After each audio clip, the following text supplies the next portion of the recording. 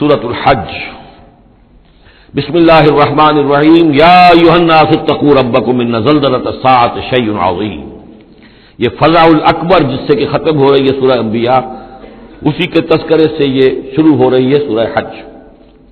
اے لوگوں ڈرو اپنے رب سے، تقوی اختیار کرو اپنے رب کا، یقیناً قیامت کا زلزلہ بہت بڑی شے ہوگا۔ یوم ترونہا، جس دن کہ تم اس کو دیکھو گے، تذہل کل مرضعۃ عما ارضعت، بھول جائے گی ہر دودھ پلانے والی جسے وہ دودھ پلاتی تھی۔ یعنی واقعہ یہ ہے کہ حیوانات میں جو بھی دودھ پلانے والا کوئی جانور بھی ہو تو اسے بھی اپنے بچوں کے ساتھ جو انس ہوتا ہے، اور خاص طور پر انسانوں میں پھر ماں کی محبت اور شفقت اور ممتا جو ہے وہ اپنی جان دینے کو تیار ہوتی ہے، اپنے بچے کی آنکھ نہیں آنے دیتی۔ لیکن وہ سخت ایسا دن ہوگا، ایسی سختی ہوگی کہ دودھ پلانے والیاں اپنے دودھ پیتے بچوں کو بھول جائیں گی۔ وَتَضَعُ كُلُّ ذَاتِ حَمْلٍ حَمْلَهَا، اور دہشت کا عالم یہ ہوگا کہ ہر حاملہ کا حمل گر جائے گا۔ وَتَرَى النَّاسَ سُكَارَىٰ، تم دیکھو گے لوگوں کو کہ جیسے نشے میں ہیں، اس طرح کی کیفیت ان پر طاری ہوگی، ایسے بے سدھ سے نظر آئیں گے جیسے کہ گویا کہ نشے میں، وَمَا هُم بِسُكَارَىٰ، حالانکہ وہ کسی نشے میں نہیں ہے، وَلَٰكِنَّ عَذَابَ اللَّهِ شَدِيدٌ، بلکہ اللہ کا عذاب بہت سخت ہے، اللہ کی طرف سے بڑی سخت یہ گھڑی آنے والی ہے، جس سے کہ اللہ تعالیٰ اپنے مومن صادق بندوں کو بچا لے گا، جس کی صراحت ہے حدیث کے اندر۔ وَمِنَ النَّاسِ مَن يُجَادِلُ فِي اللَّهِ بِغَيْرِ عِلْمٍ، لوگوں میں سے ایسے بھی ہیں جو اللہ کے بارے میں جھگڑتے ہیں، اللہ کی آیات کے بارے میں جھگڑتے ہیں، قرآن مجید کے احکام کے بارے میں جھگڑتے ہیں، جبکہ حال یہ بغیر علم، نہ ان کے پاس کوئی علم ہے، وَيَتَّبِعُ كُلَّ شَيْطَانٍ مَرِيدٍ، اور وہ پیروی کر رہے ہوتے ہیں، صاف نظر آتا ہے کہ ہر سرکش شیطان کی پیروی کر رہے ہیں، ان کے عمل کو دیکھو تو مغرب کی نقالی کر رہے ہیں، ان کی ہر ایک چیز کی جو ہے انہوں نے اپنی زندگی میں اختیار کی ہوئی ہے، پورا جو ہے مغربی ان کے اوپر تہذیب کا غلبہ ہے، ساری اقدار، لیکن باتیں بڑھائیں گے قرآن کی طرف سے اور حدیث کی طرف سے، اور انکار حدیث ہے اور فلاں یہ ہے، اور قرآن کا تو نتیجہ یہ نکلتا ہے، وہ نہیں نکلتا ہے، اور یہ اجتہاد کیا جانا چاہیے، اور قرآن مجید جو ہے یہ تو اب کتاب جو ہے بوسیدہ ہو گئی ہے، یہ باتیں بھی کہی گئی ہیں کہ کوئی ایسا بھی ہمارا جو نظام ہونا چاہیے اجتہاد کا جو قرآن مجید کو بھی اوور رول کر سکے، یہ باقاعدہ رائے موجود ہے کہ قرآن مجید میں بھی جو صریح احکام آئے ہیں وہ بھی ایک خاص قوم کے لیے، خاص وقت کے لیے تھے، یہ ہمیشہ کے لیے نہیں ہے۔ تو بڑے بڑے دانشور، بڑے بڑے جو اسکالرز ہیں، بڑی بڑی ڈگریاں ان کے پاس ہیں، میکگل سے لے کر آئے ڈگریاں، ڈاکٹر فضل الرحمان صاحب آئے تھے تو میکگل سے ڈگری لے کر آئے تھے، جنہوں نے وحی کے بارے میں کہا تھا کہ یہ حضور کا بھی کلام کہا جا سکتا ہے، اس کو اللہ کا بھی کلام کہا جا سکتا ہے، باقی فرشتے کی کوئی حیثیت نہیں ہے، یہ ساری باتیں ڈاکٹر فضل الرحمان کہنے والے تھے۔ یہودیوں سے آ کر ڈگریاں حاصل کی تھی انہوں نے، اور انہوں نے جو بھی بہت سے اور دانشور بہت سے موجود ہیں اس وقت دنیا میں کہ جو ویسے سمجھے جاتے ہیں کہ بہت وہ اسلامی اسکالرز ہیں، ٹاپ کے اسکالرز ہیں، وائٹ ہاؤس میں بھی انہیں طلب کیا جاتا ہے۔ یہ جو سید حسین نصر ہیں، ایرانی ایک ہے، اب وہ رہ گئے ہیں جن کا ڈنکا بج رہا ہے زیادہ، ورنہ پہلے یہ ہے کہ یہ دو تھے، سید حسین نصر بھی تھے اور ڈاکٹر فضل الرحمان بھی تھے پاکستان کے۔ لیکن وَمِنَ النَّاسِ مَن يُجَادِلُ فِي اللَّهِ بِغَيْرِ عِلْمٍ وَيَتَّبِعُ كُلَّ شَيْطَانٍ مَرِيدٍ كُتِبَ عَلَيْهِ، اس شیطان کے بارے میں تو یہ بات لکھ دی گئی ہے، طے کر دی گئی ہے، أَنَّهُ مَن تَوَلَّاهُ، کہ جو کوئی بھی اس کی دوستی اختیار کرے گا، فَأَنَّهُ يُضِلُّهُ، تو وہ اسے گمراہ کر کے رہے گا، وَيَهْدِيهِ إِلَىٰ عَذَابِ السَّعِيرِ، اور پہنچا کر رہے گا اسے اس جلانے والے دوزخ کے عذاب میں۔ یا ایھا الناس، اے لوگو، ان کنتم فی ریب من البعث، اگر تمہیں کوئی شک ہے کہ کیسے دوبارہ زندہ ہو جائیں گے، کیسے اٹھا لے گا اللہ تعالیٰ، کوئی تمہیں اشکال پیدا ہوتا ہے تو لو ہم تمہیں ایک مثال سے سمجھاتے ہیں۔ فَإِنَّا خَلَقْنَاكُم مِّن تُرَابٍ، سوچو ہم نے تمہیں مٹی سے پیدا کیا، اس لیے کہ باپ کے بھی جسم میں اگر نطفہ بنا ہے، منی بنی ہے، کہاں سے بنی ہے؟ غذا کہاں سے آئی تھی اس کی؟ ساری غذا تو مٹی سے آئی ہے، زمین سے آئی ہے، یہی سے آئی ہے، وہ منرلز ہیں، وہ سب کچھ ہے، گوشت کھایا ہے تو بکری نے جو کہاں سے غذا لی تھی؟ زمین سے کی تھی۔ تو تمہاری جو تخلیق ہے سب کی ابتدا میں جو ہے وہ مٹی سے ہے، من تراب ثم من نطفۃ، پھر وہ نطفے کی ایک شکل بنی، ثم من علقۃ، پھر تم ایک علقہ کی شکل میں تھے، اس علقہ کے بارے میں بعد میں عرض کروں گا، ابھی میں اس کا کوئی ترجمہ نہیں کر رہا، اس کا ترجمہ عام طور پر جمع ہوا خون کیا جاتا ہے، یہ ترجمہ صحیح نہیں ہے۔ ثم من مضغۃ، پھر یہ کہ وہ ایک لوتھڑے کی طرح تھا، گوشت کا ایک لوتھڑا سا تھا، مخلقۃ غیر مخلقۃ، پہلے اس پہ کوئی نشانات تھے ہی نہیں، پھر اس لوتھڑے کے اوپر نشانات آنے شروع ہوئے، معلوم ہوا کہ یہاں سے یہ بازو نکلیں گے، یہاں سے یہ ٹانگیں نکلیں گی، اسی کے اندر جو ہے یہ آثار شروع ہو گئے، لنبین لکم، تاکہ ہم تمہیں کھول کھول کر بیان کر دیں۔ یہ جو بھی سٹیجز ہیں، جو ایمبریونک جو سٹیجز ہیں، اس میں واقعہ یہ کہ اس کے بارے میں کیتھل مور کا میں قول آپ کو سنا چکا ہوں، جو تعارف قرآن کا میرا لیکچر تھا، کہ ان چیزوں کے بارے میں حیران اور ششدر ہیں جو اس وقت امبریولوجی کے سب سے بڑے ماہر ہیں، جن کی ٹیکسٹ بکس دنیا کے اندر سب سے زیادہ مستند مانی جاتی ہے، کہ ہم حیران ہیں کہ یہ ساری چیزیں قرآن مجید نے کیسے کہی ہیں، اور یہ بالکل ایگزیکٹ جو ہے تعبیر ہے ان سٹیجز کی کہ جو رحم مادر میں انسانی جنین جن سٹیجز سے گزرتا ہے اس کی اس سے زیادہ صحیح تعبیر ہو نہیں سکتی۔ وَنُقِرُّ فِي الْأَرْحَامِ مَا نَشَاءُ، یہی مضمون چونکہ دوبارہ پھر آئے گا سورہ مومنون کے پہلے رکوع میں، تو میں وہاں اس کے بارے میں تفصیل سے کروں گا۔ اور ہم ٹھہرائے رکھتے ہیں رحموں میں جو ہم چاہتے ہیں، یعنی رحم کے اندر پھر رحم مادر میں وہ حمل رہتا ہے، اب وہ حمل بیٹے کا ہوا ہے، بیٹی کا ہوا ہے، یا بیٹا یا بیٹی وہ ذہین ہے، فتین ہے، خوبصورت ہے، کیسی ہے، صحیح ہے، سالم ہے، وہ ہمارا فیصلہ ہے۔ نقر فی الارحام ما نشاء الی اجل مسمى، ہم ٹھہرائے رکھتے ہیں رحموں میں جو ہم چاہتے ہیں ایک وقت معین تک، ثم نخرجکم طفلا، پھر ہم تمہیں نکالتے ہیں اور تم چھوٹے سے بچے ہوتے ہو، ثم لتبلغوا اشدکم، پھر تم اپنی پوری جوانی کو پہنچتے ہو، قوت کو پہنچتے ہو، ومنکم من یتوفى، تم میں سے وہ بھی ہے کہ جو پہلے ہی ان کا انتقال ہو جاتا ہے، انہیں قبض کر لیا جاتا ہے، انہیں اللہ تعالیٰ لے جاتا ہے، ومنکم من یرد الی ارذل العمر، اور تم میں سے ایسے بھی ہوتے ہیں جو بڑی ہی نکمی ضعیفی کی عمر کو پہنچ جاتے ہیں، لکئی لا یعلم من بعد علم شیئا، کہ پھر وہ نہ جانے سب کچھ جاننے کے باوجود کچھ بھی۔ بڑھاپا آتا ہے تو ایسا آتا ہے، ڈیمنشیا بھی ہو جاتا ہے، ساری ذہنی صلاحیتیں ختم ہو جاتی ہیں، یادداشت ضائع ہو جاتی ہے، پھر بچپن کی عادتیں عود کر آتی ہیں، لکئی لا یعلم من بعد علم شیئا، پھر یہ صورت بھی ہو جاتی ہے۔ یہ ارذل العمر ہے جس سے کہ حضور صلی اللہ علیہ وسلم نے اللہ کی پناہ مانگی ہے کہ اللہ اس سے پہلے اٹھا لے، اس سے پہلے کہ انسان اس کیفیت میں آ جائے کہ جس کا نقشہ یہاں کھینچا جا رہا ہے، کہ لا یعلم من بعد علم شیئا، بڑا سقراط تھا، بقراط تھا، کچھ تھا، لیکن اب کیا ہو گیا ہے اس کو دیکھیے۔ واقعہ یہ ہے کہ میں آپ سے عرض کر دوں کہ تقریباً سال ڈیڑھ سال تک مولانا امین حسن اصلاحی، جن کا انتقال ابھی کوئی 1.5 مہینہ ہوا ہے، اس کیفیت میں رہے ہیں کہ نہ وہ زندوں میں تھے نہ مردوں میں تھے، انہیں دیکھ کر عبرت ہوتی تھی۔ ایک شخص جو خطیب تھا، ایک بڑا مقرر تھا، لکھنے والا تھا، جس کی قلم میں زور تھا، مجھے ان سے بہت سی باتوں میں اختلاف بھی ہے، لیکن اس میں کوئی شک نہیں کہ تفسیر تدبر قرآن جو ہے ان کی، وہ ایک پہلو سے خاص طور پر نظام القرآن کے اعتبار سے انہوں نے اپنے استاد حمید الدین فرائی رحمۃ اللہ علیہ کی جو کنٹریبیوشن اسے آگے بڑھایا ہے، میں نے ان سے بہت استفادہ کیا ہے۔ لیکن ان دنوں میں میں ان کے پاس جایا کرتا تھا، بس ایک حسرت لے کر آتا تھا، تب وہ پہچانتے تھے کسی کو، یہ کیفیت جو اللہ تعالیٰ اس سے بچائے، اس طرح کی کیفیت جو ہے وہ دنیا میں انسان کی ہو جائے۔ وَمِنكُم مَّن يُرَدُّ إِلَىٰ أَرْذَلِ الْعُمُرِ، ان کے لیے دعا کر لیجیے، اللهم اغفر له وارحمه وادخله في رحمتك وحاسبه حسابا يسيرا۔ ان سے ایک بہت بڑی خطا ہوئی ہے، رجم کی سزا کے بارے میں میں سورہ نور میں عرض کروں گا، لیکن اللہ تعالیٰ تمام خطاؤں کو معاف فرمانے والا ہے۔ اللهم اغفر له وارحمه وادخله في رحمتك وحاسبه حسابا يسيرا۔ اللهم نور مرقده واكرم منزله والحقه بعبادك الصالحين، آمین یا رب العالمین۔ وَمِنكُم مَّن يُتَوَفَّىٰ وَمِنكُم مَّن يُرَدُّ إِلَىٰ أَرْذَلِ الْعُمُرِ لِكَيْ لَا يَعْلَمَ مِن بَعْدِ عِلْمٍ شَيْئًا وَتَرَى الْأَرْضَ، اب ایک تو نقشہ کھینچا انسانی زندگی کا، اس مٹی سے چل کر تم کہاں سے کہاں پہنچ گئے، پھر فوت ہو کے پھر مٹی بن جاتے ہو، یہ جس کی یہ قدرت ہے، جس کی یہ خلاقی ہے، جو اس سارے نظام کو لے کر چل رہا ہے، تمہیں اس کے بارے میں کوئی شک ہے؟ اس کی قدرت کے بارے میں کوئی تمہیں یہ شبہ وارد ہو سکتا ہے کہ وہ دوبارہ پیدا نہیں کر سکتا؟ اچھا ایک اور مثال لے لو، وَتَرَى الْأَرْضَ حَامِدَةً، تم دیکھتے ہو زمین کو کہ پڑی ہوئی ہے، بے آب و گیا، خشک اور ویران، کئی زندگی کے آثار نہیں۔ فَإِذَا أَنزَلْنَا عَلَيْهَا الْمَاءَ اهْتَزَّتْ وَرَبَتْ، پھر جب ہم اس پر پانی برساتے ہیں تو وہ تازہ ہو جاتی ہے،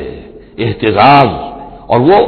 اس میں جنبش ہو جاتی ہے، اہتزت یا تزو جو آیا یہ لفظ پہلے ہم پڑھ چکے ہیں کہ جب حضرت موسیٰ کا عصا زمین پر انہوں نے رکھا تو وہ تو اب ہلنے لگا، حرکت کرنے لگا جیسے کہ سانپ حرکت کرتا ہے،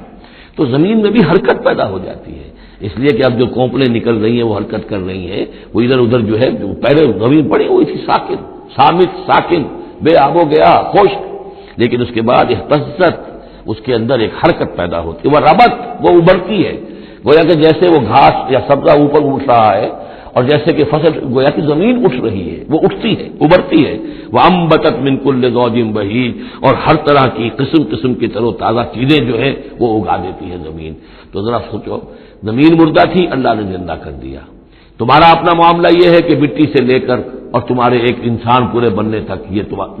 پھر کیسے شک کرتے ہو؟ تمہیں اللہ تعالیٰ کی قدرت میں بھی کوئی شک نہیں ہونا چاہیے. یہ تمہاری زندگی کا سائیکل چل رہا ہے اور یہ نباتاتی سائیکل چل رہا ہے ساتھ کے ساتھ. یہ چند مہینے کا ہوتا ہے، یہ تمہارا جو ہے یہ 60 70 80 برس کا ہے. اس کے علاوہ تو کوئی فرق نہیں.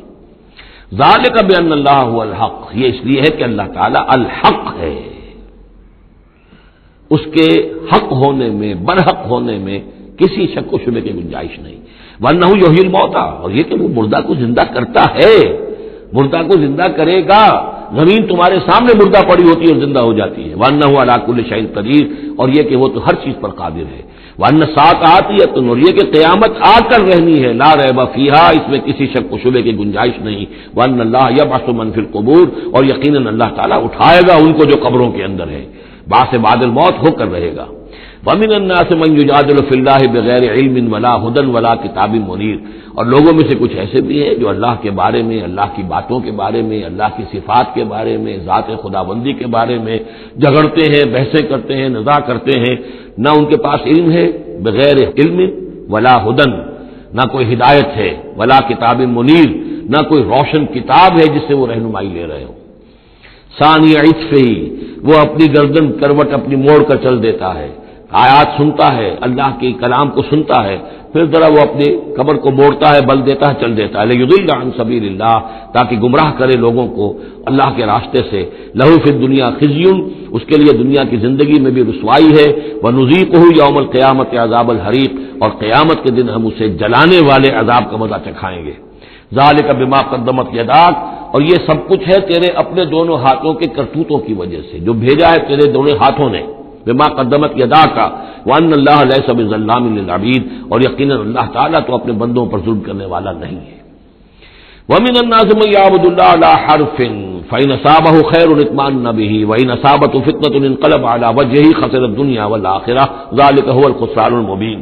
لوگوں میں سے کچھ ایسے بھی ہیں جو اللہ تعالیٰ کی بندگی کرتے ہیں کنارے کنارے، بچ بچ کر. یہ وہ روگ جس کو کہا گیا فی قلوبہم مرض، جن کے دلوں میں روگ ہوتا ہے. ایک وہ لوگ ہوتے ہیں کہ حق کو قبول کیا، پھر ہر کے بعد آباد منجدھار میں پھر چھلانگ لگاتے ہیں. ہر کے بعد آباد ماں کشتی درا بنداختے، ہم نے حق کو قبول کیا، اس کشتی کو ہم نے پانی میں ڈال دیا ہے، اب یہ کشتی تیرے گی تو ہم تیریں گے، یہ ڈوبتی ہے تو ہم ڈوبنے کے لیے تیار ہیں. ایک وہ ہے جو چاہتے بھی ہیں حق کے ساتھ چلنا، لیکن کنارے کنارے گہرے پانی میں نہیں جانا چاہتے، خطرات مول نہیں دینا چاہتے، اپنے لیے جان اور مال جو ہے اس کو بچا بچا کر. جو اقبال نے کہا تو بچا بچا کے نہ رکھ اسے تیرا آئینہ ہے وہ آئینہ، کہ شکست ہو تو عزیز تر ہے نگاہ آئینہ ساز میں. لیکن یہ کچھ لوگ بچ بچ کر چلنا چاہتے ہیں، کوئی گردن نہ پہنچ جائے، کوئی نقصان نہ ہو جائے، کوئی ہمیں قربانی نہ دینی پڑے. ومن الناس من يعبد الله على حرف، کنارے ساتھ. فإن أصابه خير اطمأن به، اگر خیر آئے تو مطمئن رہیں گے، بڑے عمدہ رہیں گے. وإن أصابته الفتنة انقلب على وجهه، اور اگر کوئی فتنہ آ گیا، آزمائش آ گئی، کوئی قربانی کا وقت آ گیا، پکار آ گئی، نکلو اللہ کی راہ میں اور لاؤ اللہ کی راہ میں، تو وہ اپنے چہروں کے بل اوندھے گر جاتے ہیں. خسرت دنیا والآخرہ، یہ خسارہ ہے، یہ گھاٹا ہے، یہ نقصان ہے دنیا اور آخرت دونوں کا. ذالک هو الخسران المبین، اور یہ بہت ہی نمایاں اور واضح تباہی ہے. ایک بات عرض کرنی رہ گئی ہے کہ سورہ حج کے بارے میں بعض جگہ آپ نے دیکھا ہوگا لکھا ہوا کہ یہ اس کو مدنی بھی مانا گیا ہے، لیکن یہ واقعہ ہے کہ اس سورہ مبارکہ کے اندر بعض آیات ایسی ہیں کہ جو یا تو مدنی ہیں، اور بعض آیات کے بارے میں مجھے پھر وہ ایک قول مل گیا تھا حبر الامہ حضرت عبداللہ ابن عباس رضی اللہ تعالی عنہما کا، وہ میں بعد میں انشاءاللہ وہ کل ہم پڑھیں گے. وہ آیات نازل ہوئی ہیں اثناء سفر ہجرت میں. ظاہر بات ہے کہ جب حضور مکے سے نکل آئے ہیں اور جا رہے ہیں تو کتنے دن لگے ہیں، کوئی وہ چند گھنٹے کا 1 گھنٹے کی فلائٹ تو نہیں تھی کہ جو ہوائی جہاز سے آپ چلے گئے ہوں، آدھے گھنٹے کی فلائٹ ہے کوئی نہیں، لیکن یہ کوئی وقت لگا. اس میں بھی جو آیات نازل ہوئی ہیں، اور اس صورت میں کئی آیات ایسی ہیں کہ جن کی بڑی گہری مشابہت آپ کو مل جائے گی سورہ بقرہ کی آیات کے ساتھ. چنانچہ شہادت علی الناس والی آیت بھی اس صورت میں بھی ہے، سورہ بقرہ میں بھی ہے. لیکون الرسول شہیدا علیکم وتکونوا شہداء علی الناس، یہ آپ کو سورہ حج کے آخر میں ملے گی. جہاد کا لفظ بھی اس سورت مبارکہ میں ملے گا. یہ آیت بھی آپ غور کریں گے تو سورہ بقرہ کے دوسرے رکوع میں جو مثال آئی تھی منافقین کا حال یہ ہے، او کصیب من السماء فیہ ظلمات ورعد وبرق یجعلون اصابعهم فی آذانهم من الصواعق حذر الموت واللہ محیط بالکافرین. یہ بجلی جب چمکتی ہے کوئی روشنی نظر آتی ہے چل پھر لیتے ہیں، لیکن اس کے بعد پھر جیسے ہی اندھیرا ہوتا ہے کھڑے رہ جاتے ہیں۔ تو بالکل وہی کیفیت ہے کہ جب ذرا حالات صحیح ہوئے، نارمل ہوئے، کوئی خطرہ نہیں، کوئی اندیشہ نہیں، کوئی مطالبہ نہیں، کوئی جنگ کی مہم جو ہے پیش نظر نہیں ہے، تو وہ بڑے چلت پھرت دکھا رہے ہیں، حضور کے پاس آ رہے ہیں، باتیں کر رہے ہیں، وہ ہے کہ وہ بھی اہل ایمان کے ساتھ ہیں۔ لیکن جب ذرا مشکل وقت آیا اوندھے منہ گر پڑے۔ وَمِنَ النَّاسِ اللہ تعالی ہمیں اس سے بچائے، اور دین اور ایمان کے ساتھ اور اللہ کے دین کو قائم کرنے کی جد و جہد میں مخلصانہ اور ہمہ وجوہ اپنے آپ کو جھونک دینے کی ہمت عطا فرمائے۔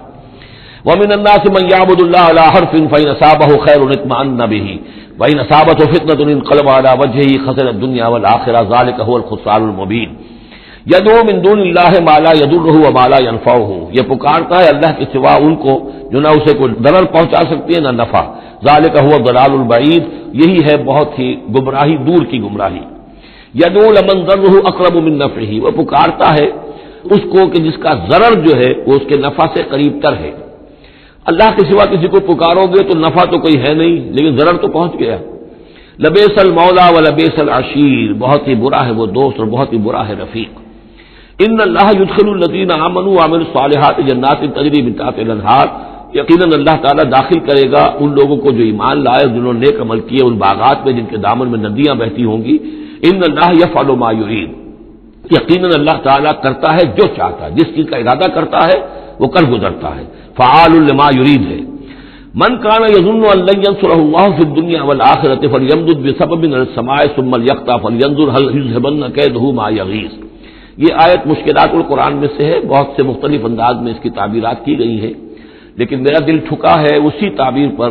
کہ جو موضح القرآن میں شاہ عبد القادر دہلوی رحمۃ اللہ علیہ نے کی ہے، اور میں اسی کو وضاحت کے ساتھ پیش کر رہا ہوں۔ جو شخص دین کے لیے خدمت کر رہا ہو، دین کے لیے لگا ہوا ہو کام کے اندر، داعی ہے یا اس کسی داعی کے ساتھ ہے،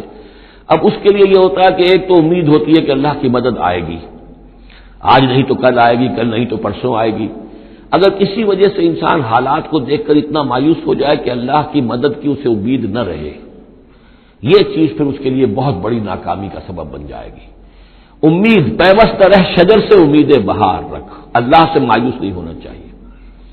نہ لا تقنطوا من رحمت اللہ، ٹھیک ہے دیر ہو جائے کوئی حرج نہیں، لیکن یہ کہ یہ اللہ کی مدد آئے گی، اللہ جو ہے نصرت فرمائے گا، اللہ تعالیٰ ہماری مدد کرے گا۔ والذین جاہدوا فینا لنہدینہم سبلنا، جو لوگ ہماری راہ میں محنت کریں گے، جدوجہد کریں گے، ہم لازماً انہیں اپنے راستے دکھائیں گے۔ یہ اللہ کا پختہ وعدہ ہے، ان وعدوں پر یقین رکھنا چاہیے۔ لا انک لا تخلف المیعاد، اے اللہ ہمیں یہ اندیشہ نہیں ہے کہ تو اپنا وعدہ پورا نہیں کرے گا، خلاف کرے گا، ہاں ہمیں اندیشہ ہوتا ہے کہ ہم تیرے وعدوں کے مصداق بن سکیں گے یا نہیں،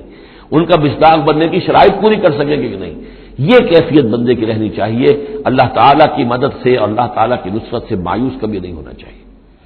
تو اس کی ایک مثال دی ہے کہ اگر کوئی شخص کسی رسی کے ساتھ کہیں اوپر سے ایک رسی ہے اس نے پکڑا ہوا ہے، تو تب تک یہ کہ تھاما ہوا ہے، یہ اللہ تعالیٰ کے ساتھ ہے نا، حبل اللہ، یہ قرآن جو ہے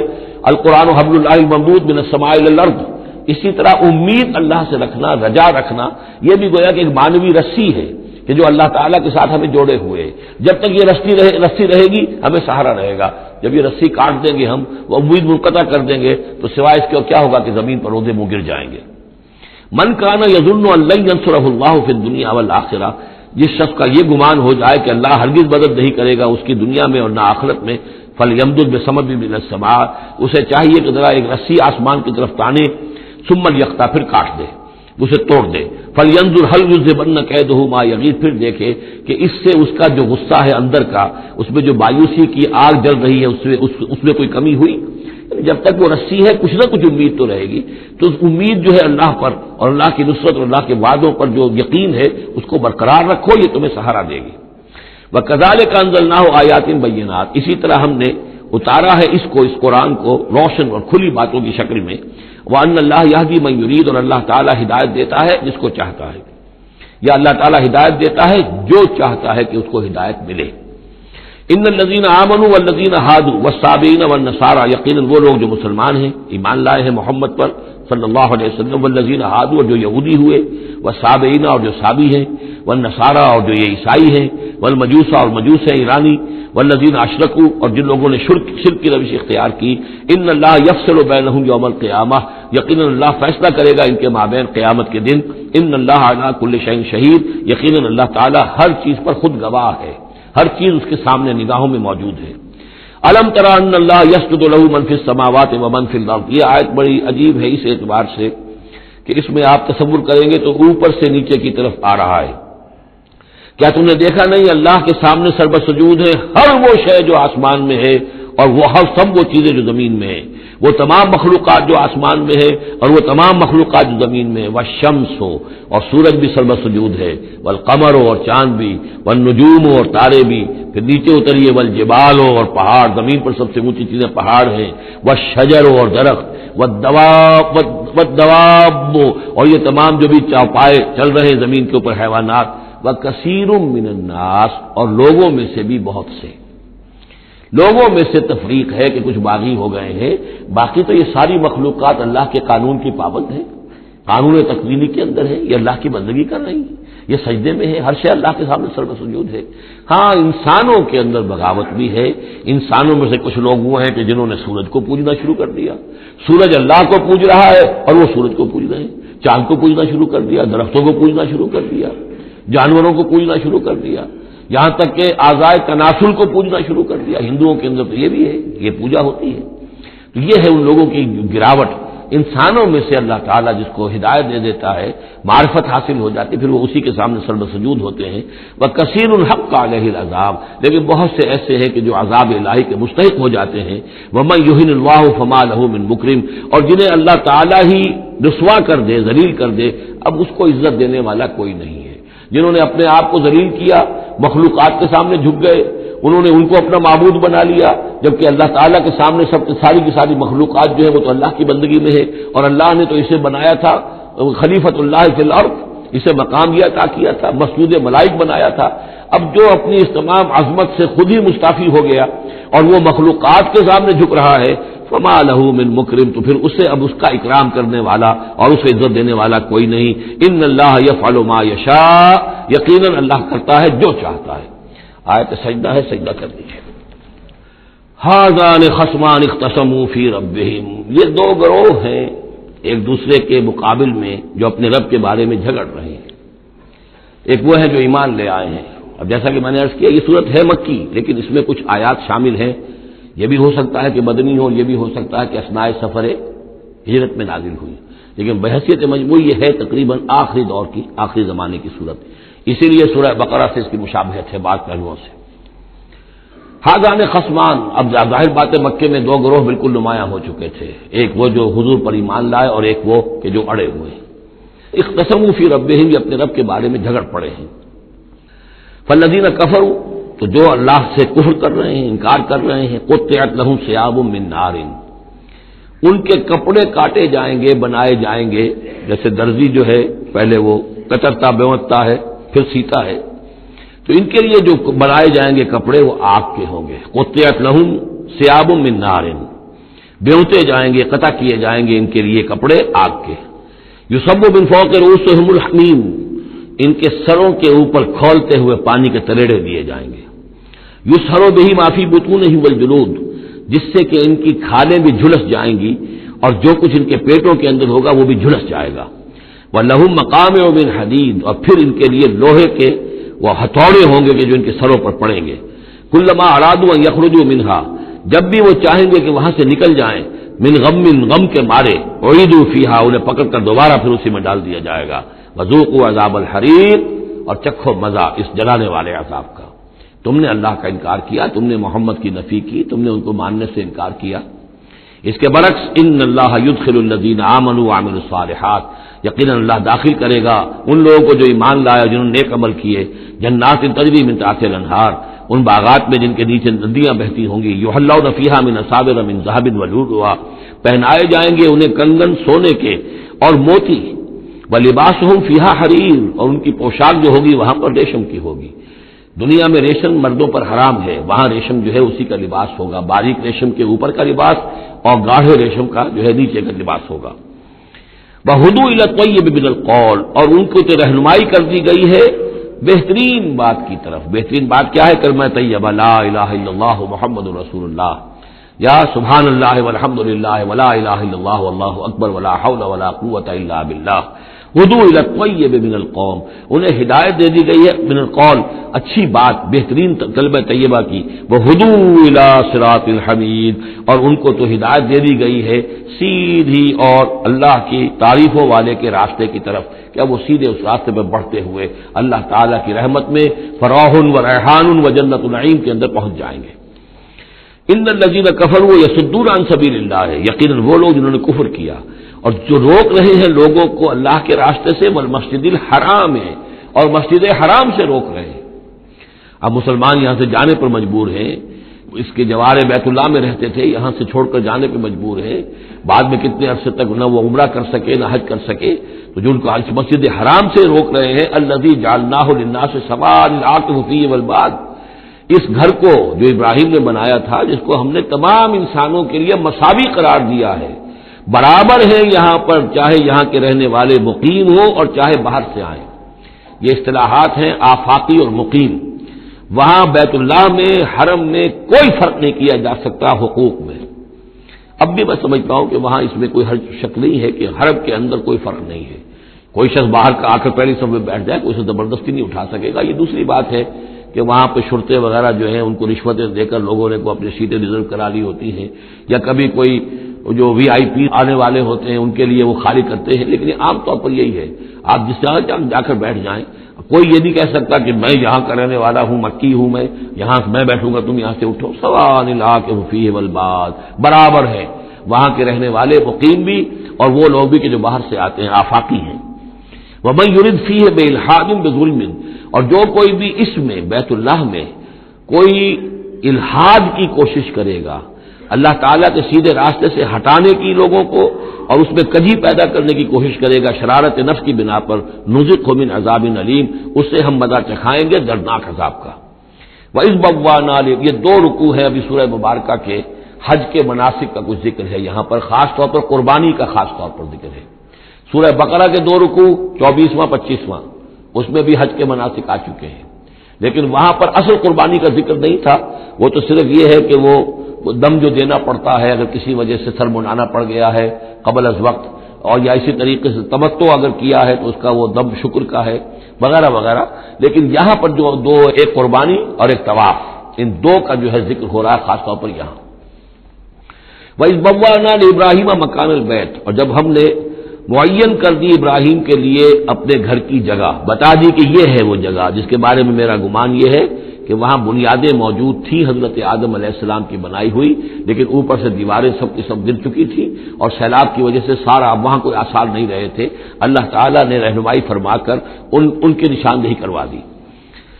اللہ تشرک بی شیئا، اور یہ حکم دے دیا گیا میرے ساتھ کسی شے کو شریک نہ کرنا. وطہر بیتیا، اور میرے اس گھر کو پاک رکھنا. للطائفین، طواف کرنے والوں کے لیے. والقائمین، اور قیام کرنے والوں کے لیے، کھڑے ہو کر نمازیں پڑھنے والوں کے لیے. والرکع السجود، اور رکوع کرنے والوں کے لیے اور سجود کرنے والوں کے لیے. یہ گویا کہ جیسے وہاں آیا تھا وَعَهِدْنَا إِلَىٰ إِبْرَاهِيمَ وَإِسْمَاعِيلَ أَن طَهِّرَا بَيْتِيَ لِلطَّائِفِينَ وَالْعَاكِفِينَ وَالرُّكَّعِ السُّجُودِ. تقریباً وہی آیت یہاں پر آئی ہے، صرف یہ کہ عاکف کی بجائے یہاں قائمین کا لفظ آیا ہے. وَأَذِّن فِي النَّاسِ بِالْحَجِّ، اور اے ابراہیم اب پکارو لوگوں کو، اذان دو، پکارو حج کے لیے. اب کیسے پکارا ہوگا، کیسے آپ نے یہ پیغام پہنچایا ہوگا، کہاں سے اللہ تعالیٰ نے ان کی آواز کو، ان کی پکار کو کہاں کہاں پہنچایا ہوگا، یہ اللہ تعالیٰ کا معاملہ ہے. یا تو کا رجالن، پکاریے لوگوں کو، حج کی دعوت دیجیے. آئیں گے وہ آپ کے پاس پیدل چل کر بھی، وعلی کل ضامر، اور بڑی لاغر اونٹنیوں پر بھی، یعنی دور دراز سے آئیں گے تو سفر کی وجہ سے اونٹنیاں لاغر ہو چکی ہوں گی.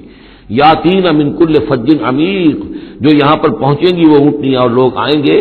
بڑی دور دراز کی راہوں سے. دور دراز کی، یہ فج کہتے ہیں پہاڑوں کے درمیان کے راستے کو، چونکہ یہ سارا پہاڑی علاقہ ہے تو نہ معلوم کہاں کہاں سے گہری وادیوں میں سے ہو کر لوگ جو ہے پہنچتے ہیں. لیشہدوا منافع لہم، تاکہ یہ آئیں حاضر ہوں ان جگہوں پر کہ جو ان کے لیے منفعت کی جگہیں ہیں. وَيَذْكُرُوا اسْمَ اللَّهِ فِي أَيَّامٍ مَّعْلُومَاتٍ، اور اللہ کا نام لے معین دنوں کے اندر، یعنی قربانیاں دیں معین دنوں میں، 10ਵੀं ذوالحجہ کی قربانی کا دن ہے، اس کے بعد جو ہے 11ویں کو بھی ہو سکتی ہے، 12ویں کو بھی ہو سکتی ہے،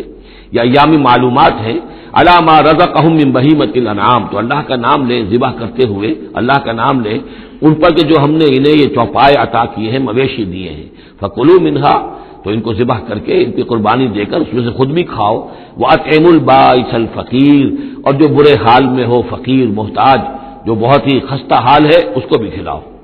ثُمَّ لْيَقْضُوا تَفَثَّهُمْ، پھر یہ کرنے کے بعد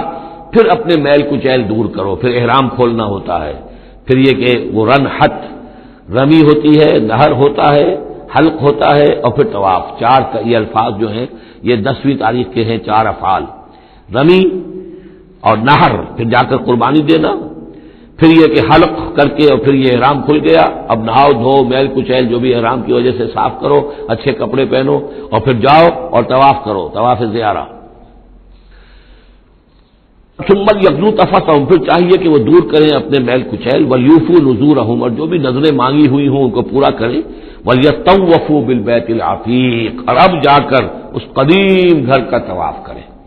ذالک، یہ سن چکے، ومن يعظم حرمات اللہ فهو خیر له عند ربہ،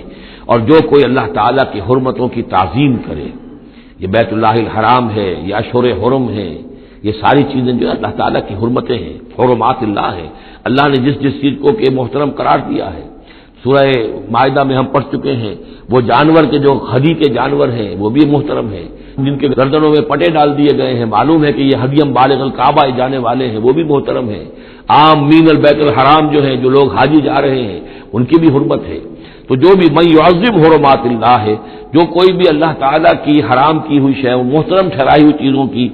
تعظیم کرے گا، فہو خیر لہ عند ربہ، تو وہ اسی کے لیے بہتر ہوگا، اس کا اجر و ثواب اسے ملے گا اپنے رب کے پاس، وَأُحِلَّتْ لَكُمُ الْأَنْعَامُ إِلَّا مَا يُتْلَىٰ عَلَيْكُمْ، اور حلال کر دیے گئے تمہارے لیے سارے چوپائے سوائے اس کے جو تم کو سنا دیا گیا ہے، یعنی یہ کہ خنزیر کا معاملہ ہے اس کو حرام کر دیا گیا ہے، باقی بکری ہے، بھیڑ ہے،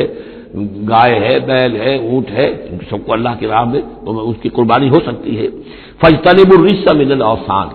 تو پھر تم بچو، ان بتوں کی گندگی سے بچو، یہ ہے اصل میں بچنا جو ہے وہ سب سے پہلے شرک، اور وہاں پر سب سے بڑا شرک جو ہے وہ بت پرستی کا ہو رہا تھا، وَاجْتَنِبُوا قَوْلَ الزُّورِ، اسی طریقے سے جھوٹ کہنے سے، جھوٹ بات سے بھی بچو، حنفاء للہ، یکسو ہو جاؤ اللہ کی طرف، یکسو اسی کے بندے بن جاؤ، غیر مشرکین بہ، اس حال میں کہ اس کے ساتھ کسی بھی اعتبار سے شرک نہ ہو، کسی پہلو سے، کسی اعتبار سے، ذات میں، صفات میں، حقوق میں، اختیارات میں، کہیں بھی کوئی شرک کا شائبہ نہ آنے پائے، ومن یشرک باللہ، اور جو کوئی اللہ کے ساتھ شرک کرے گا، فکأنما خر من السماء، تو وہ تو ایسے ہے جیسے وہ رسی کٹ گئی اور اب وہ زمین کے اوپر گر پڑا، زمین کی طرف جا رہا ہے آسمان سے، کوئی شخص ہے جو آسمان سے کسی بلند چیز سے کسی رسی کے ساتھ لٹکا ہوا ہے، وہاں سے گر گیا یا رسی کٹ گئی، اب جو گر رہا ہے فکأنما خر من السماء فتخطفه الطير، اب یا تو یہ کہ وہ جو پرندے ہیں وہ اسے اچک کر لے جائیں، کوئی باز آئے اور پکڑ کر لے جائے، کوئی اور ہو، جو بھی یہ بڑے بڑے جانور ہوتے ہیں کہ جو شکار کرتے ہیں پرندوں کا، تخطفه الطير، پرندے اس کو اڑا کر لے جائیں، اور تہوی بہ الريح، یا یہ کہ پھر ہوا ان کو لے جا کر گرائے فی مکان صحیح، کسی دور کی جگہ میں، کوئی ہوا جو ہے جھونکا اس کو لے جائے اور کسی کھائی میں جا کر گرا دے، یہ معاملہ ہے اس شخص کا جو اللہ کے ساتھ شرک کرتا ہے، اس کے پاس کوئی سہارا نہیں رہا، اب توحید والا جو ہے وہ ایک سہارے پر قائم ہے، قول ثابت بالحیات الدنیا، یہ جو ہم ثبات عطا کرتے ہیں اہل ایمان کو، بالقول ثابت بالحیات الدنیا، دنیا کی زندگی میں، ذالک،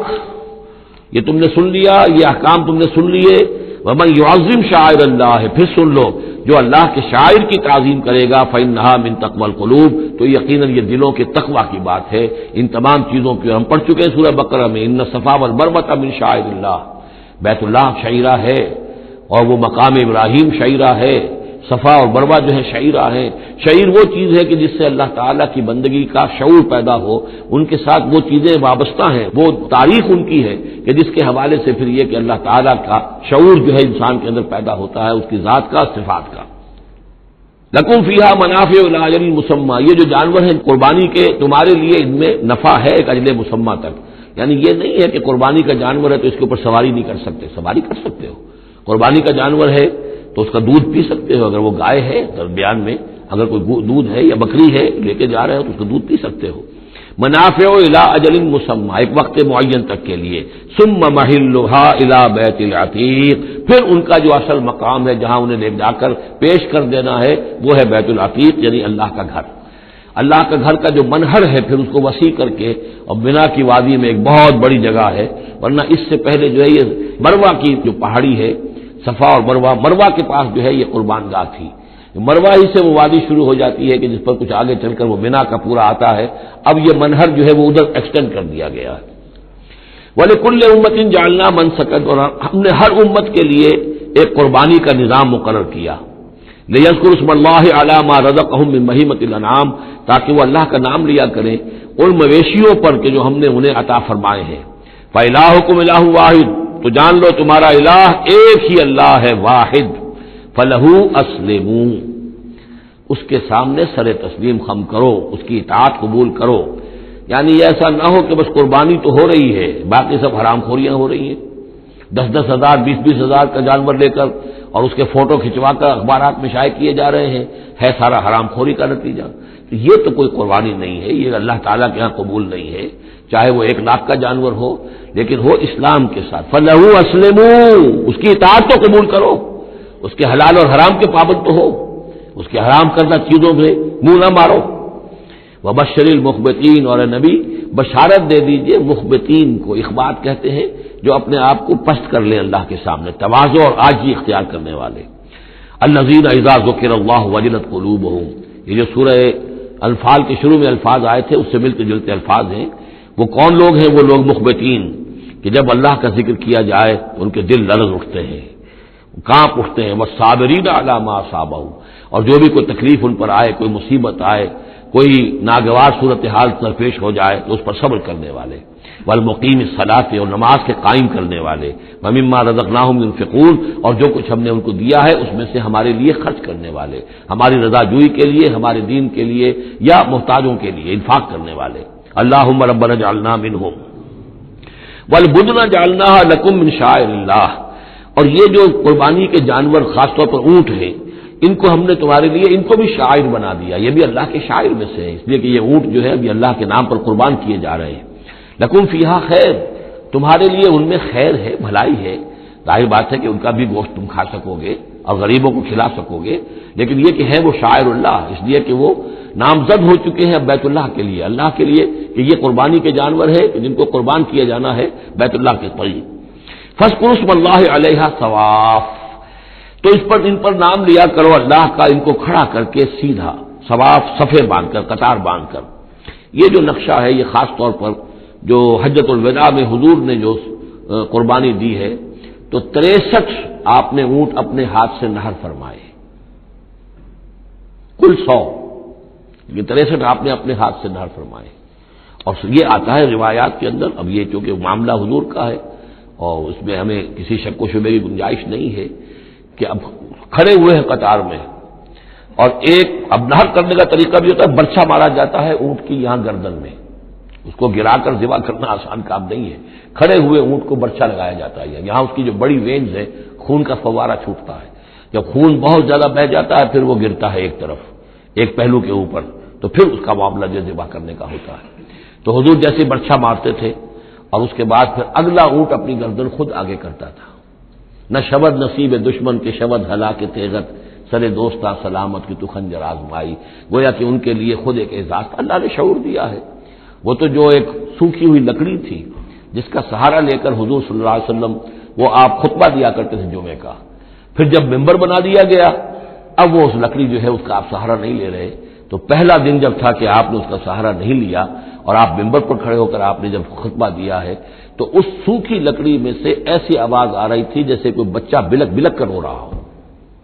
کہ میری یہ سعادت آج ختم ہو گئی ہے، مجھے جو سعادت نصیب تھی کہ محمد الرسول اللہ صلی اللہ علیہ وسلم میرا سہارا لیا کرتے تھے، مجھ پر ٹیک لگایا کرتے تھے، یہ مجھ سے جاتی رہی فضیلت، بلک بلک کر رو رہا ہے۔ حنانہ اس کو کہتے ہیں، ستون حنانہ، اب بھی مسجد نبی میں ایک ستون ہے حنانہ، حنین کہتے ہی اس کو ہے کہ جس میں رقت ہو، بچہ رو رہا ہو، بلک رہا ہو تو یہ حنین ہے، تو حنانہ ہے وہ۔ اور اس کے لیے یہ نوٹ کر لیجیے، کہا ہے مولانا روم نے،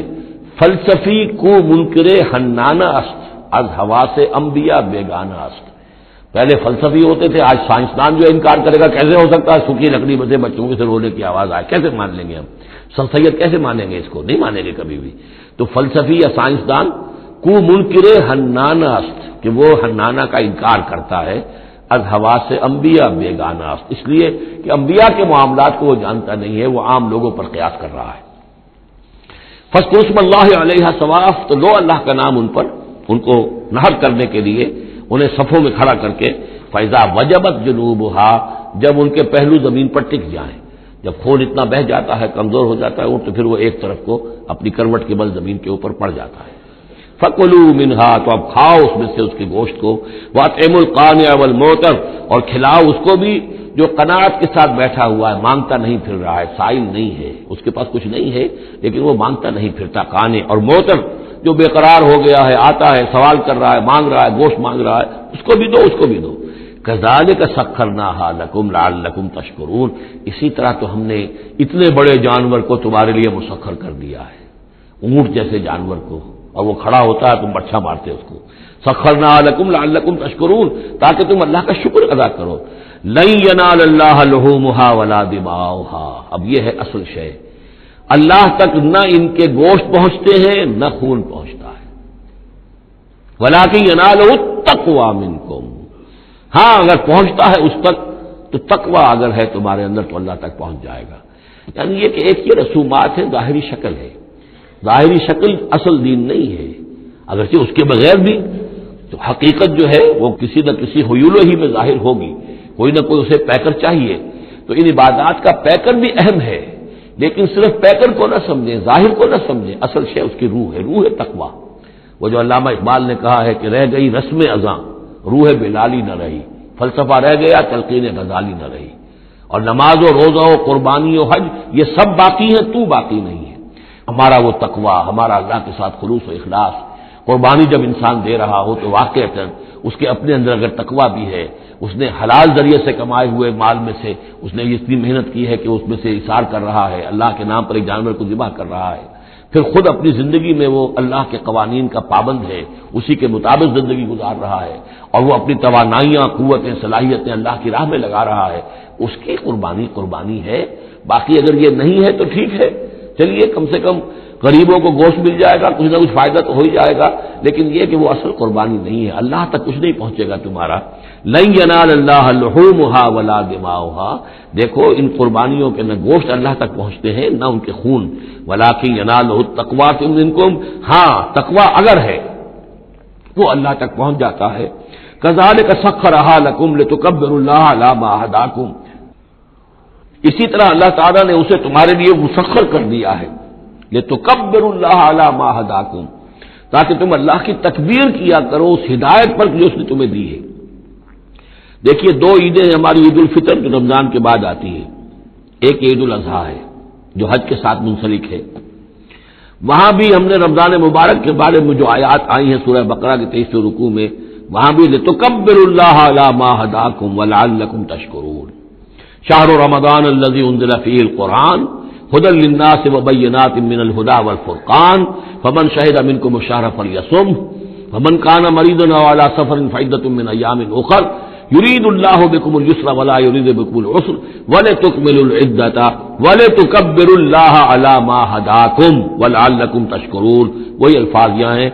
لتکبروا اللہ علی ما ھداکم، تاکہ تم تکبیر کرو، اللہ کی تکبیر کرو، اسی لیے عیدیان کے لیے جاتے آتے ہوئے تکبیر، اور اس کو بھی بڑا بلند آواز سے، جاتے آتے راستہ بدلنا، پھر نماز جو دوگانہ ہے عید کی اس میں اضافی تکبیرات ہیں، لتکبروا اللہ علی ما ھداکم ولعلکم تشکرون پر تو وہ آیت ختم ہوئی ہے، وبشر المحسنین، اور اے نبی ان لوگوں کو آپ بشارت دے دیجئے جو اسلام اور ایمان اور تقوی کی منزلیں طے کرتے ہوئے درجہ احسان تک پہنچنے کی کوشش کرتے ہیں اور پہنچ جاتے ہیں۔ ان اللہ یدافع عن الذین آمنوا ان اللہ لا يحب كل خوان کفور اذن للذین یقاتلون بانہم ظلموا وان اللہ علی نصرهم لقدیر الذین اخرجوا من دیارهم بغیر حق الا ان یقولوا ربنا اللہ ولولا دفع الله الناس بعضهم ببعض لهدمت صوامع وبيع وصلوات ومساجد يذكر فيها اسم الله كثيرا وَلَيَنْصُرَنَّ اللَّهُ مَن يَنصُرُهُ إِنَّ اللَّهَ لَقَوِيٌّ عَزِيزٌ الَّذِينَ إِن مَّكَّنَّاهُمْ فِي الْأَرْضِ أَقَامُوا الصَّلَاةَ وَآتَوُا الزَّكَاةَ وَأَمَرُوا بِالْمَعْرُوفِ وَنَهَوْا عَنِ الْمُنكَرِ وَلِلَّهِ عَاقِبَةُ الْأُمُورِ صدق الله العظيم رب اشرح لي صدري ويسر لي أمري واحلل عقدة من لساني يفقهوا قولي اللهم ربنا ألهمنا رشدنا وأعذنا من شرور أنفسنا اللهم أرنا الحق حقا وارزقنا اتباعه وأرنا الباطل باطلا وارزقنا اجتنابه اللهم وفقنا لما تحب وترضى اللهم ربنا آنس وحشتنا في قبورنا وارحمنا بالقرآن العظيم اللهم اجعله لنا إماما ونورا وهدى ورحمة اللهم ذكرنا منه ما نسينا وعلمنا منه ما جهلنا وارزقنا تلاوته آناء الليل وآناء النهار واجعله لنا حجة يا رب العالمين آمین۔ یہ بات میں عرض کر چکا ہوں کہ سورہ حج کے بعض مضامین بہت مشابہ ہیں سورہ بقرہ سے۔ اس سورہ مبارکہ کے بارے میں بعض حضرات کی رائے یہ ہے کہ یہ مدنی ہے، لیکن صحیح بات یہی ہے کہ یہ مکی صورت ہے، البتہ اس میں کچھ آیات ایسی ہیں کہ جو مدنی بھی ان کو قرار دیا جا سکتا ہے، اور ایک روایت جو حضرت عبداللہ ابن عباس رضی اللہ تعالی عنہما کی مجھے مل گئی ہے وہ یہ ہے کہ وہ اثناء سفر ہجرت میں نازل ہوئی، اور اس وقت ہمیں اب انہی آیات کا مطالعہ کرنا ہے۔ یہ آیات یوں سمجھیے کہ نبی اکرم صلی اللہ علیہ وسلم کی وہ جد و جہد اور آپ کی دعوت اور تحریک جو ہے اس میں ایک بڑے ٹرننگ پوائنٹ کو ریپرزینٹ کر رہی ہے۔ یہ ایک بڑا فیصلہ کن موڑ ہے آپ کی جد و جہد میں۔ یہ مشابہت ذہن میں رکھیے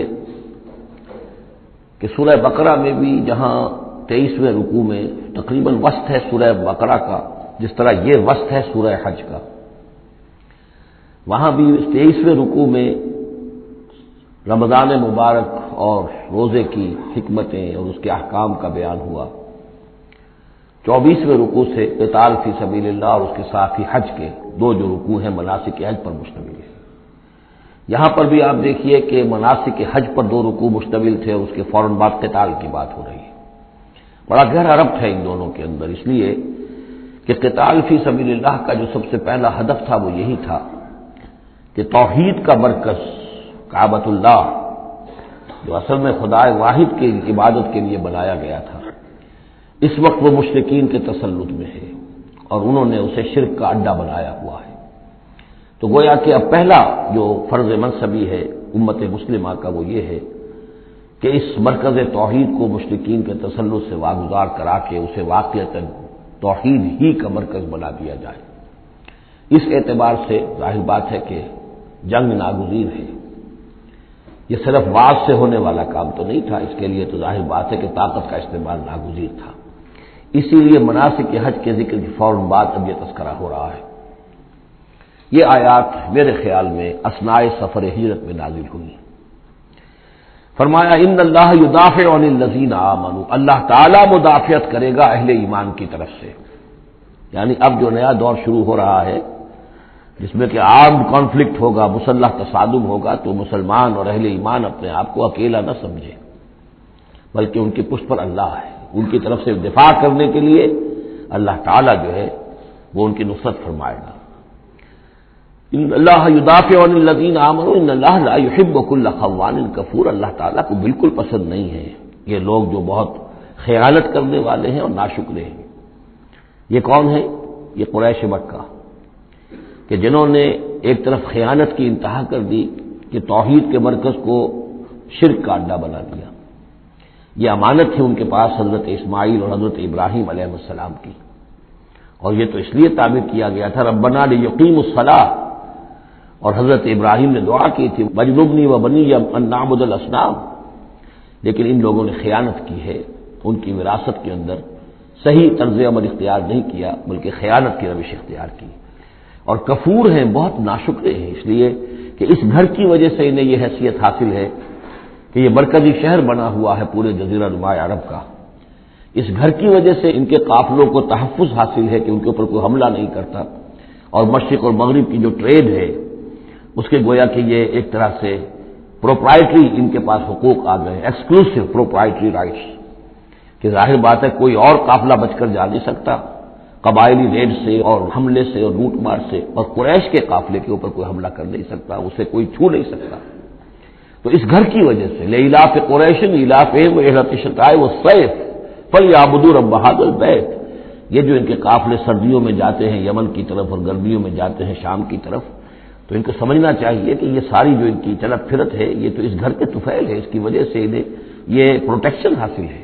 اور انہوں نے ناشکری کی ہے۔ تو اذن للذین یقاتلون بانہم ظلموا، اب اجازت دی جا رہی ہے ان لوگوں کو جن پر کہ جنگ ٹھوس لی گئی ہے، یعنی جو صورتحال پیدا کر دی گئی ہے کہ انہیں گھروں سے نکال دیا گیا، ہجرت پر مجبور کر دیا گیا، انہیں ستایا گیا، سال ہر سال سے ان پر پرسیکیوشن ہو رہی ہے، ٹارچر کیا جا رہا ہے۔ ابھی تک تو اللہ تعالیٰ نے ان کو ہاتھ روکے رکھنے کا حکم دیا ہوا تھا، کفوا ایدیکم، چاہے وہ براہ راست وحی جلی کی شکل میں قرآن میں آیت نہیں آئی تھی، لیکن حضور کے ذریعے سے اللہ تعالیٰ کا یہ حکم لوگوں تک پہنچ چکا تھا کہ خواہ کچھ بھی ہو جائے، تمہارے ٹکڑے اڑا دیے جائیں، تمہیں زندہ بھون دیا جائے، کباب بنا دیا جائے، تب بھی تم ہاتھ نہیں اٹھاؤ گے۔ لیکن اب ان کے ہاتھ کھولے جا رہے ہیں، اذن للذین یقاتلون بانہم ظلموا، اب جو ان پر ظلم کیا گیا ہے اس کے سبب سے ان کو اجازت دی جا رہی ہے کہ اب وہ اینٹ کا جواب پتھر سے دے سکتے ہیں۔ وَإِنَّ اللَّهَ عَلَىٰ نَصْرِهِمْ لَقَدِيرٌ، اور دوبارہ پھر تاکید کے ساتھ کہہ دیا کہ ان کو اپنے آپ کو اکیلے نہ سمجھے، یقیناً اللہ تعالیٰ ان کی نصرت پر قادر ہے، ان کی مدد فرمائے گا۔ الَّذِينَ أُخْرِجُوا مِن دِيَارِهِمْ، وہ لوگ کہ جو اپنے گھروں سے نکال دیے گئے، یہ سب کون تھے؟ مہاجرین جو مکے سے نکلنے پر مجبور کر دیے گئے، اہل و عیال کو چھوڑ کر نکلنے پر مجبور ہوئے۔ الَّذِينَ أُخْرِجُوا مِن دِيَارِهِمْ بِغَيْرِ حَقٍّ، جو نکال دیے گئے اپنے گھروں سے، اپنے علاقوں سے ناحق، إِلَّا أَن يَقُولُوا رَبُّنَا اللَّهُ، صرف اس جرم کی پاداش میں کہ انہوں نے کہا ہمارا رب اللہ ہے، ہم صرف ایک اللہ کو مانتے ہیں اور دوسرے آلہہ کو، دوسرے معبودوں کو، دوسرے دیویاں اور دیوتاؤں جو تمہارے من گھڑت ہے ہم ان کو تسلیم کرنے کو تیار نہیں۔ وَلَوْلَا دَفْعُ اللَّهِ النَّاسَ بَعْضَهُم بِبَعْضٍ، اور اگر اللہ تعالی بعض لوگوں کو بعض کے ذریعے سے دور نہ کرتا رہتا، یعنی زمین میں یہ مضمون آ چکا ہے، سورہ بقرہ کی آیت نمبر 251 میں بھی یہی مضمون آیا تھا، جب طالوت اور جالوت کی جنگ ہوئی تھی اس کے بعد یہ بات آئی تھی کہ اللہ تعالیٰ وقتاً فوقتاً زمین کی صفائی کرتا رہتا ہے، کہ جو بڑے فاسد قسم کے لوگ ہوتے ہیں اور مفسد قسم کے لوگ ہوتے ہیں، فاسد کلچر ہوتا ہے، فاسد ثقافت ہو جاتی ہے،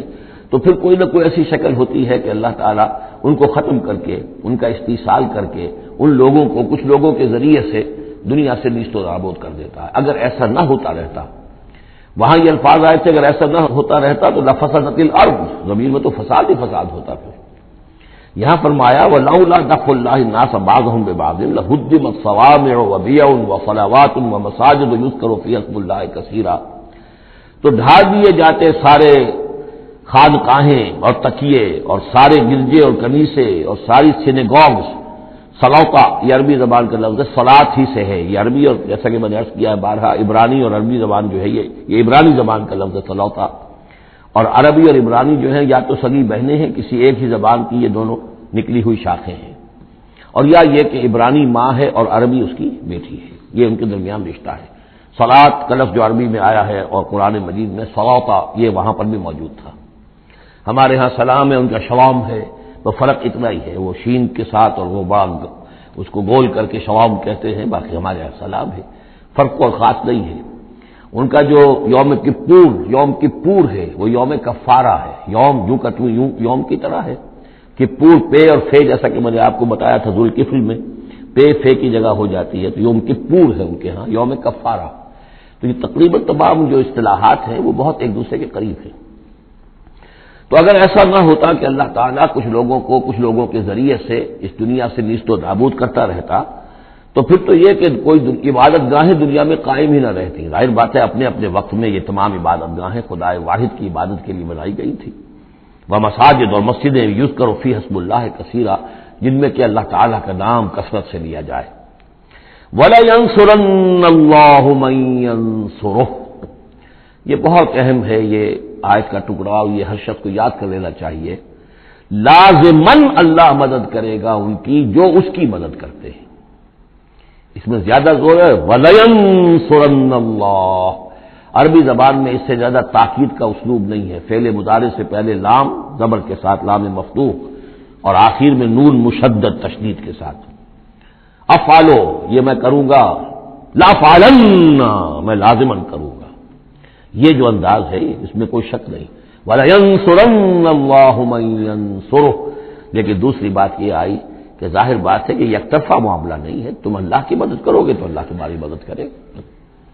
تم اللہ کے باغیوں کے ساتھ دوستیوں کی پیلیں بڑھاؤ، اللہ کے دشمنوں کے ساتھ تمہاری جو ہے وفاداریاں ہوں، اور تم چاہو کہ اللہ تمہاری مدد کرے، یہ تو انہونی بات ہے۔ جیسے سورہ بقرہ میں ہم نے دیکھا تھا فاذکرونی اذکرکم، تم مجھے یاد رکھو میں تمہیں یاد رکھوں گا۔ اسی طرح وَلَيَنصُرَنَّ اللَّهُ مَن يَنصُرُهُ، لازماً اللہ مدد کرے گا ان کی۔ اسی سورہ مبارکہ میں ہم دیکھ چکے ہیں کہ اس کا یقین ہونا چاہیے بندہ مومن کو، اور یہ یقین اس کا بہت بڑا سہارا بنتا ہے، اس کے صبر کا اور ثبات کا اور استقامت کا۔ ورنہ یہ کہ اگر اس یقین، اس اللہ کی مدد کی امید کی رسی کو وہ کاٹ دے تو پھر اس کے لیے کوئی سہارا نہیں رہے گا۔ ان اللہ لقوی عزیز، اور پھر یہ کہ اللہ جو مدد کا وعدہ کر رہا ہے تو اللہ کوئی کمزور تو نہیں ہے، قوی ہے، زبردست ہے، توانا ہے، عزیز ہے، زبردست ہے۔ الذین ان مکناہم فی الارض، وہ لوگ جنہیں اگر ہم زمین میں تمکن عطا کر دیں، یہ وہی لفظ ہے کذالک مکننا لیوسف، سورہ یوسف میں 2 مرتبہ ہم پڑھ چکے ہیں۔ الذین ان مکناہم فی الارض، وہ لوگ کہ جنہیں اگر ہم زمین میں تمکن، قدرت، طاقت، غلبہ، حکومت، استیلاء عطا کر دیں تو وہ کیا کریں گے؟ اقاموا الصلاۃ، پہلا کام ہے نماز قائم کریں گے۔ یہی کام حضور نے کیا، جاتے ہی سب سے پہلے جمعہ قائم کیا، اور پھر یہ کہ مسجد نبوی کی تعمیر کی، پہلا کام۔ آتوا الزکوٰۃ، زکوٰۃ ادا کریں گے، آتوا الزکوٰۃ، اور دیں زکوٰۃ، اقاموا الصلاۃ وآتوا الزکوٰۃ، اور دیں گے وہ زکوٰۃ، اور یہ کہ زکوٰۃ کا نظام قائم کیا جائے تاکہ جو بھی معاشرے کے اندر پسماندہ طبقات ہیں، جن کے ہاں احتیاج ہے، ان کا بھی کفالت کا بندوبست ہے۔ وَأَمَرُوا بِالْمَعْرُوفِ، اور وہ نیکی کا حکم دیں گے، وَنَهَوْا عَنِ الْمُنکَرِ، اور بدی سے روکیں گے، وَلِلَّهِ عَاقِبَةُ الْأُمُورِ، اور تمام معاملات کا بالکل آخری انجام تو ہے، تو وہ تو ظاہر ہے کہ اللہ ہی کے ہاتھ میں ہے، اللہ کے قبضہ قدرت میں ہے۔ اس کو ہم یہ کہہ سکتے ہیں ایک اعتبار سے کہ گویا یہ نبی اکرم صلی اللہ علیہ وسلم کا مینیفیسٹو تھا۔ مینیفیسٹو ایک تو ہمارا آج کا تصور ہے کہ انتخابات میں جو پارٹیاں حصہ لیتی ہیں وہ اپنا اپنا پروگرام دیتی ہیں، لیکن اس سے علیحدہ کر دیجئے۔ لیکن چونکہ حضور، اگر یہ روایت صحیح ہے کہ یہ آیات نازل ہوئی ہیں جبکہ حضور تشریف لے جا رہے ہیں مکے سے مدینے کی طرف ہجرت کے سفر پر، تو اللہ کے علم میں ہے کہ اب آپ کا جو وہاں داخلہ ہونے والا ہے وہ تو ہوگا ایک بے تاج بادشاہ کی حیثیت سے، جاتے ہی آپ کو وہاں اللہ تعالیٰ کی طرف سے اختیار اور اقتدار مل جائے گا۔ تو جب یہ صورت ہوگی تو کیا کریں گے؟ یہ ان کی پرائرٹیز کیا ہوں گی؟ تو جیسے کہ جب آپ نے کہا کرتی ہے کہ ہماری حکومت بنے گی تو ہم یہ کریں گے، تو گویا کہ یہ ہے وہ ہمیشہ کے لیے اہل ایمان کا جو سمجھیے کہ اللہ تعالیٰ کی طرف سے دیا ہوا ان کا مینیفیسٹو ہے، الذین ان مکناہم فی الارض اقاموا الصلاۃ وآتوا الزکوٰۃ وامروا بالمعروف ونہوا عن المنکر وللہ عاقبۃ الامور۔ یہ آیات خاص ہیں۔ اب دیکھیے پھر وہی جو مکی صورتوں کا مضمون ہوتا ہے، بالکل انداز جو ہے وہ بدل جائے گا۔ یہ آیات ہیں اثناء سفر ہجرت کی، یا ہو سکتا ہے کہ مدینہ پہنچ کر نازل ہوئی ہوں، لیکن یہ مکی صورت میں رکھ دی گئی ہیں مناسبت کے اعتبار سے کہ جہاں حج کے یہ افعال بیان ہو رہے ہیں، مناسک حج، اس کے ساتھ ہی ان کو شامل کر دیا گیا۔ اب وہی جو عام مکی مضامین ہیں مکی صورتوں کے وہ شروع ہو جائیں گے۔ وَإِن يُكَذِّبُوكَ فَقَدْ كَذَّبَتْ قَبْلَهُمْ قَوْمُ نُوحٍ وَعَادٌ وَثَمُودُ۔ اور اے نبی اگر یہ آپ کو جھٹلا رہے ہیں تو آپ سے پہلے بھی جھٹلایا ہے قوم نوح نے، قوم عاد نے، قوم ثمود نے، قوم ابراہیم و قوم لوط، ابراہیم کی قوم نے اور لوط کی قوم نے، واصحاب مدین اور مدین والوں نے، وکذب موسیٰ اور موسیٰ کی بھی تکذیب کی گئی تھی، فاملیت للکافرین، تو میں نے کافروں کو کچھ ڈھیل دی، مہلت دی، ان کی رسی دراز کی، ثم اخذتهم، پھر میں نے ان کو پکڑ لیا، فکیف کان نکیر، تو میری پکڑ کیسی رہی، کیا حشر ہوا قوم نوح کا اور قوم ہود کا اور قوم صالح کا۔ ان تمام اقوام کے جو حالات ہیں وہ قرآن مجید میں بار بار آ چکے ہیں۔ فَكَأَيٍّ مِّن قَرْيَةٍ أَهْلَكْنَاهَا، تو کتنی ہی ایسی بستیاں ہیں، آبادیاں ہیں جن کو ہم نے ہلاک کیا، وہی ظالمۃ، اور ہلاک یوں ہی نہیں کر دیا، وہ ظالم تھی، گناہ گار تھی، ان میں گناہ اتنا پھیل گیا تھا شرک اور کفر کا اتنا دور دورہ ہو گیا تھا کہ گویا کہ وہ ایسے ہی تھا جیسے انسانی جسم کا کوئی حصہ اگر گل جائے تو اس کو کاٹ دینے ہی میں عافیت ہے، ورنہ پورے جسم کے لیے وہ چیز جو ہے وہ مضر ہوگی۔ ایمپوٹیشن ہو جاتی ہے، ہاتھ کا، آرم کا ایمپوٹیشن ہو گیا، پیر کا ایمپوٹیشن کر دیا گیا کہ اتنا گل سڑ گیا ہے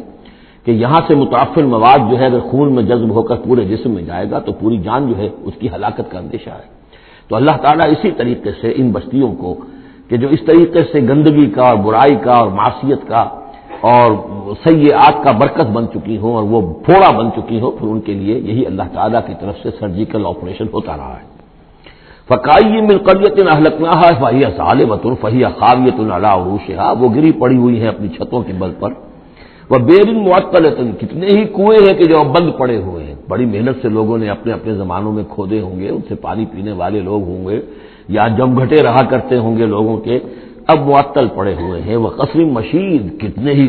محل ہیں جو ان میں بڑی گچکاری کی گئی ہے، بہت انہیں مضبوط بنایا گیا ہے۔ اب جاؤ الحمرا کو دیکھ لو، کبھی مسلمان حکومت کیا کرتے تھے، غرناطہ میں جاؤ اور دیکھو الحمرا محل کیسا ہے، جاؤ اور قرطبہ کی مسجد کو دیکھو کہ جہاں کوئی سجدہ کرنے والا نہیں ہے، کسی کو سجدے کی اجازت نہیں ہے۔ افلم یسیروا فی الارض، تو کیا ان لوگ زمین میں گھومے پھرے نہیں ہیں؟ فتکون لہم قلوب یعقلون بہا، تو ہوتے ان کے دل جن سے یہ سمجھتے اور بات کی تہ تک پہنچتے۔ تو یہ جو لفظ قلب کے ساتھ عقل آیا ہے، اب اس کو اچھی طرح سمجھ لیجئے، چونکہ یہ بات میری تو آپ کے سامنے آ چکی ہے کہ میرے نزدیک انسان ایک مرکب وجود کا حامل ہے۔ اس کا ایک وجود حیوانی ہے، خالص حیوانی اور مکمل حیوان اور اعلیٰ ترین حیوان۔ انسان اعلیٰ ترین حیوان ہے، تمام حیوانوں میں سب سے افضل ہے، اور اس میں وہ ساری فیکلٹیز ہیں کہ جو حیوانات میں بھی ہوتی ہیں، لیکن اس کا ایک روحانی وجود ہے، وہ مکمل وجود ہے، انڈیپینڈنٹ ہے، بالکل اس حیوانی وجود سے ایک علیحدہ اور مستقل مزاج وجود ہے۔ یہ دونوں کیسے جڑے ہوئے ہیں یہ ہم نہیں جانتے۔ وہ تو ہمیں یہ بھی معلوم نہیں کہ انسانی جسم میں جان کہاں ہے، کچھ پتہ نہیں، کہاں دل میں ہے کہیں ہے، تو دل تو بدل دیتے ہیں لوگ، پھر بھی وہ جان تو وہی کی وہی رہتی ہے۔ اب تو جو کچھ ہو رہا ہے آپ کو معلوم ہے، تو جان کہاں ہے، کس چیز سے متعلق، دماغ سے متعلق ہے، دل سے متعلق، کہاں سے متعلق؟ تو لائف ہی کو ہم نہیں جانتے، تو لائف سے آگے روح کا تعلق کس طور سے ہے ہم کیا جان سکتے ہیں؟ حس رب الناس رابا جان الناس، اتصال بے تکیف بے قیاس، یہ متصل ہے، یہ جو روحانی وجود ہے اور حیوانی وجود ہے یہ متصل ہے، ملے ہوئے تو ہیں، لیکن یہ اتصال ایسا ہے بے تکیف بے قیاس، نہ اس کی کیفیت معلوم ہو سکتی ہے، نہ اس کو کسی اور چیز پر قیاس کیا جا سکتا ہے، لیکن ہے دو علیحدہ وجود۔ ایک وجود پہلے پیدا کیا گیا تھا، کما خلقناکم اول مرہ، دوسرا وجود اس عالم خلق کے اندر آتا ہے، اور ان میں سے ہر ایک کی، دونوں کی اپنی اپنی عقل ہے۔ روح کی اپنی عقل ہے، روح کی اپنی آنکھ ہے، روح کے اپنے کان ہیں، اور جسم کے حیوانی وجود کے اپنی آنکھیں ہیں، اپنے کان ہیں، اپنی عقل ہے۔ تو ان السمع والبصر والفؤاد، یہ حیوانی، یہ گویا کہ انسان کے جو حیوانی ذرائع علم ہے وہ یہ ہیں، جن کے بارے میں گفتگو سورہ بنی اسرائیل کی اس آیت کے حوالے سے میں تفصیلاً کر چکا ہوں۔ ان السمع والبصر والفؤاد کل اولئک کان عنہ مسئولا۔ لیکن انسان کے اندر جو یہ روح ہے یہ دیکھتی بھی ہے، یہ سنتی بھی ہے، اس کے اپنے کان ہیں، وہ غیر مرئی کان ہیں، غیر مرئی آنکھیں ہیں، لیکن اس کی اپنی عقل ہے۔ اب یہاں دیکھیے یہ دونوں چیزیں واضح ہو جائیں گی۔ فتکون لہم قلوب یعقلون بہا، تو ہوتے ان کے دل کہ جن سے یہ بات سمجھتے، او آذان یسمعون بہا، یا ہوتے کان جن سے یہ سنتے، فإنها لا تعمل ابصار ولكن تعمل قلوب التي في الصدور، اس لیے کہ آنکھیں اندھی نہیں ہوا کرتی، دل اندھے ہو جاتے ہیں جو سینوں کے اندر ہے۔ یہ کون سا اندھاپا ہے؟ ابو جہل اندھا تھا کس اعتبار سے؟ ابو لہب اندھا تھا کس اعتبار سے؟ ولید بن مغیرہ اندھا تھا کس اعتبار سے؟ ان کی آنکھیں تو اندھی نہیں تھی، ان کے دل اندھے ہو گئے تھے، ان کی روحیں اندھی ہو گئی تھی،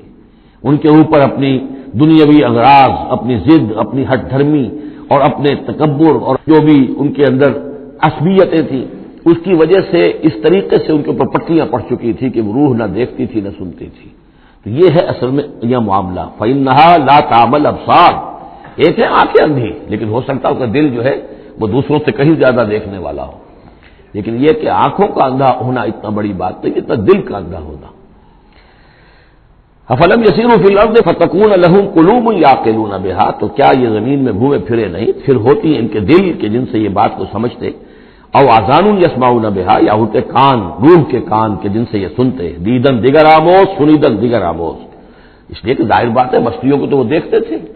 کتا بھی دیکھ رہا ہے کہ کار آ رہی ہے، اسے بچنا ہے، وہ بھی اپنی جان بچاتا ہے، انسان نے بھی دیکھ لیا اور وہ بھی جان بچانے کے لیے ایک طرف ہو گیا، تو کوئی بڑا فرق نہیں۔ یہ حیوانی جو دیکھنا ہے وہ تو دیکھنا ہے، لیکن انسان کا دیکھنا کچھ اور ہے۔ فَإِنَّهَا لَا تَعْمَى الْأَبْصَارُ وَلَكِنْ تَعْمَى الْقُلُوبُ الَّتِي فِي الصُّدُورِ، اس لیے کہ آنکھیں اندھے نہیں ہوا کرتی بلکہ دل اندھے ہو جاتے ہیں جو سینوں کے اندر ہے، اس لیے کہ روح کا مسکن قلب ہے، یہ ہم جانتے ہیں، روح کا مسکن قلب ہے، یہ ہم نہیں جانتے کہ کیسے، کس طرح۔ بہرحال دل کو آپ اگر کہیں کاٹیں گے پیٹیں گے تو کہیں وہ آپ کو اس میں روح نظر نہیں آئے گی، وہ غیر مرئی شے ہے، لیکن تعلق اس کا جو ہے وہ قلب انسانی کے ساتھ ہے۔ وَيَسْتَعْجِلُونَكَ بِالْعَذَابِ وَلَنْ يُخْلِفَ اللَّهُ وَعْدَهُ، اور یہ لوگ جلدی مچا رہے ہیں نبی آپ سے عذاب کی، اور اللہ تعالیٰ اپنے وعدے کی ہرگز خلاف ورزی نہیں کرے گا۔ وہ عذاب آئے گا، کس شکل میں آئے گا ابھی اللہ تعالیٰ نے اس کو چھپا کر رکھا ہوا ہے، کب آئے گا وہ بھی اللہ نے چھپایا ہوا ہے۔ وَإِنْ أَدْرِي أَقَرِيبٌ أَمْ بَعِيدٌ مَا تُوعَدُونَ، یہ ہم سورہ انبیاء میں پڑھائے ہیں کہ میں نہیں جانتا ہے نبی، آپ کہہ دیجئے قُلْ إِنْ أَدْرِي أَقَرِيبٌ أَمْ بَعِيدٌ مَا تُوعَدُونَ، کہ جس چیز کا تم سے وعدہ کیا جا رہا ہے، جس چیز کی دھمکی دی جا رہی ہے وہ قریب آ چکی ہے یا دور ہے۔ وَإِنَّ يَوْمًا عِندَ رَبِّكَ كَأَلْفِ سَنَةٍ مِّمَّا تَعُدُّونَ، اور یقیناً ایک دن آپ کے رب کے نزدیک 1000 برس کا ہے اس حساب سے جو تم تعداد جانتے ہو۔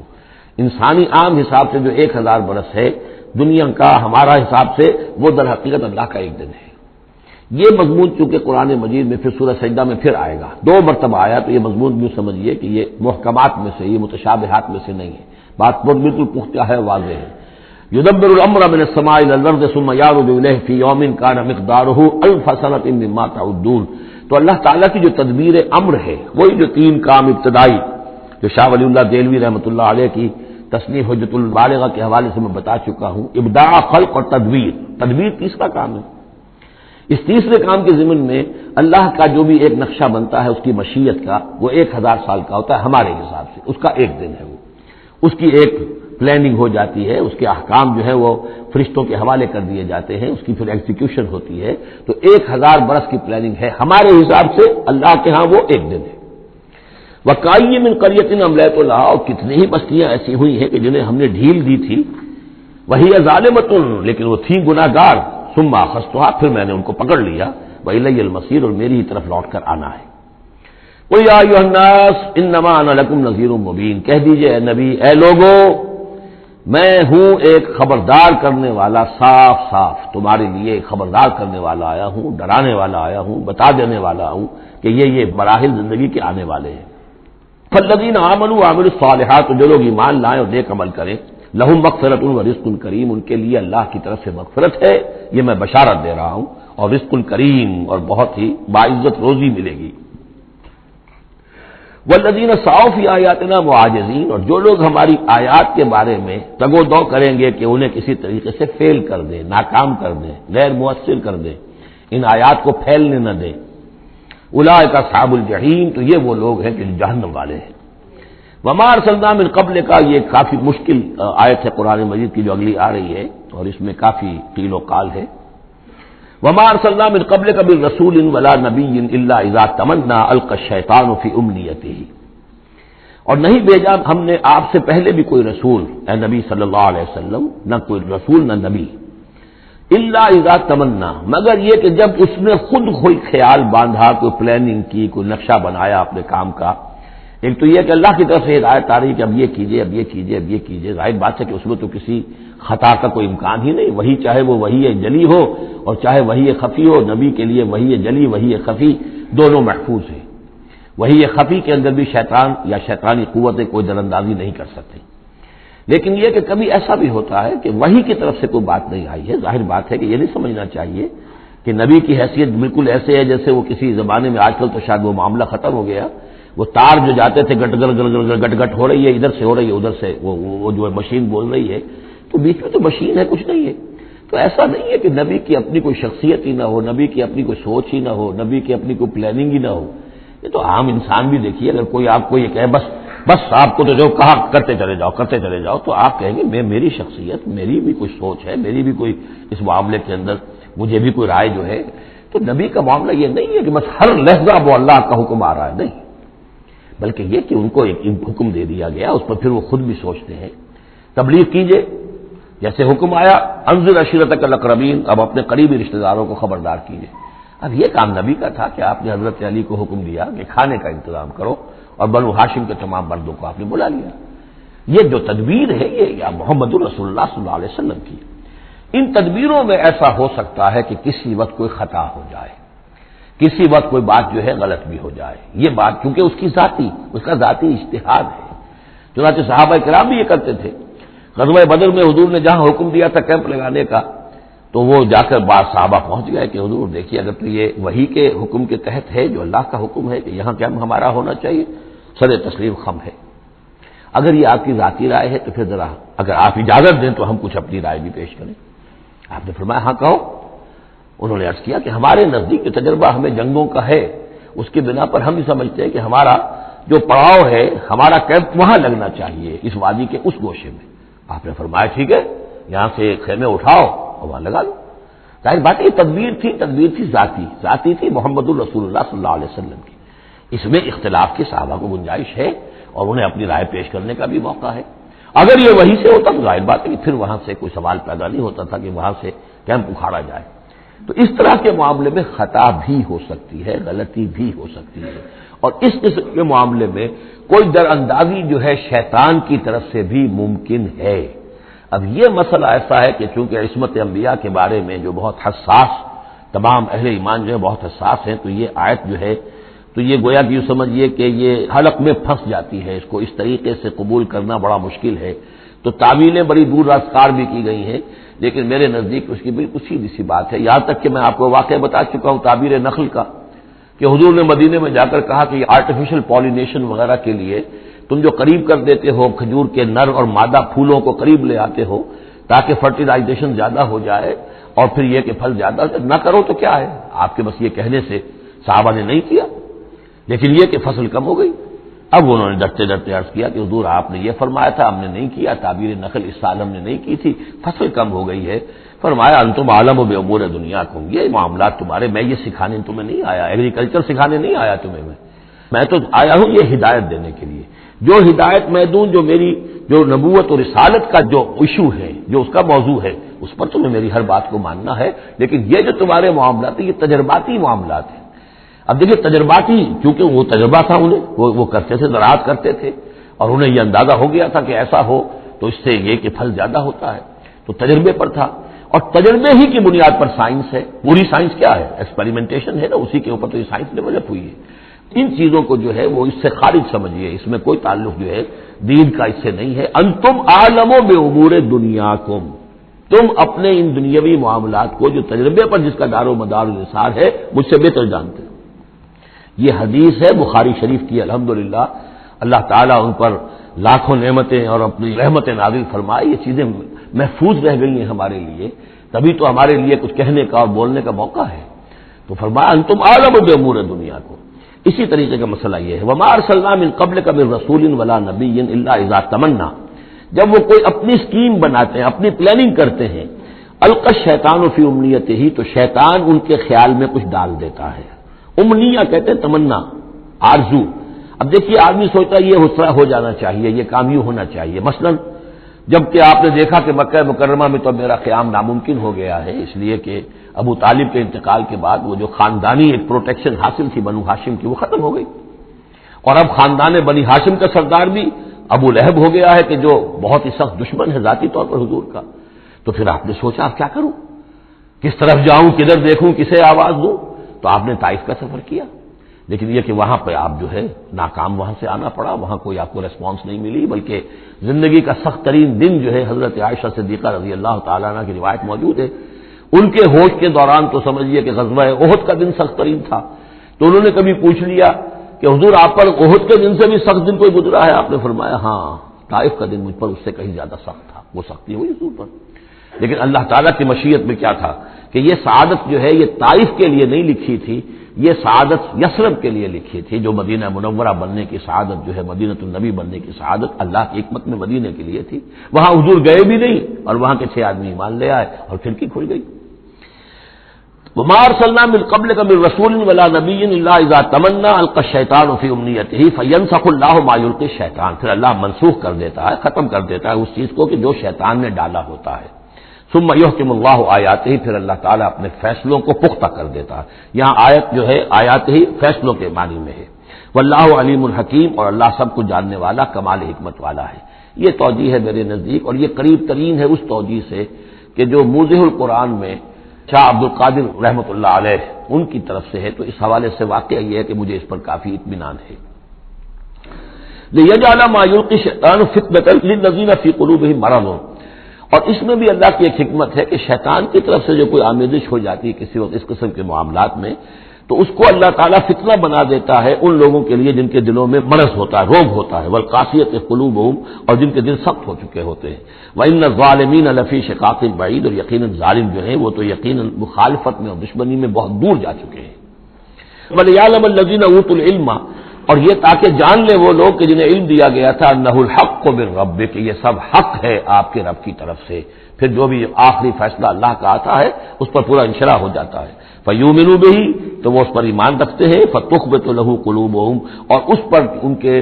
دل جو ہے وہ اللہ کے سامنے جھک جاتے ہیں۔ وان اللہ لہادی الذین آمنوا الی صراط مستقیم، اور یقیناً اللہ تعالیٰ ہدایت دینے والا ہے ان کو جو ایمان لائیں سیدھے راستے کی طرف۔ یعنی کبھی اس طرح کی کوئی غلطی ہو بھی جائے، ایبریشن جس کو ہم کہیں گے، ذرا کہیں ہو بھی جائے، تو اللہ تعالیٰ پھر صاف سیدھا کر دیتا ہے اور پھر ان کے رخ کو بالکل صحیح سمت میں موڑ دیتا ہے۔ وَلَا يَزَالُ الَّذِينَ كَفَرُوا فِي مِرْيَةٍ مِّنْهُ،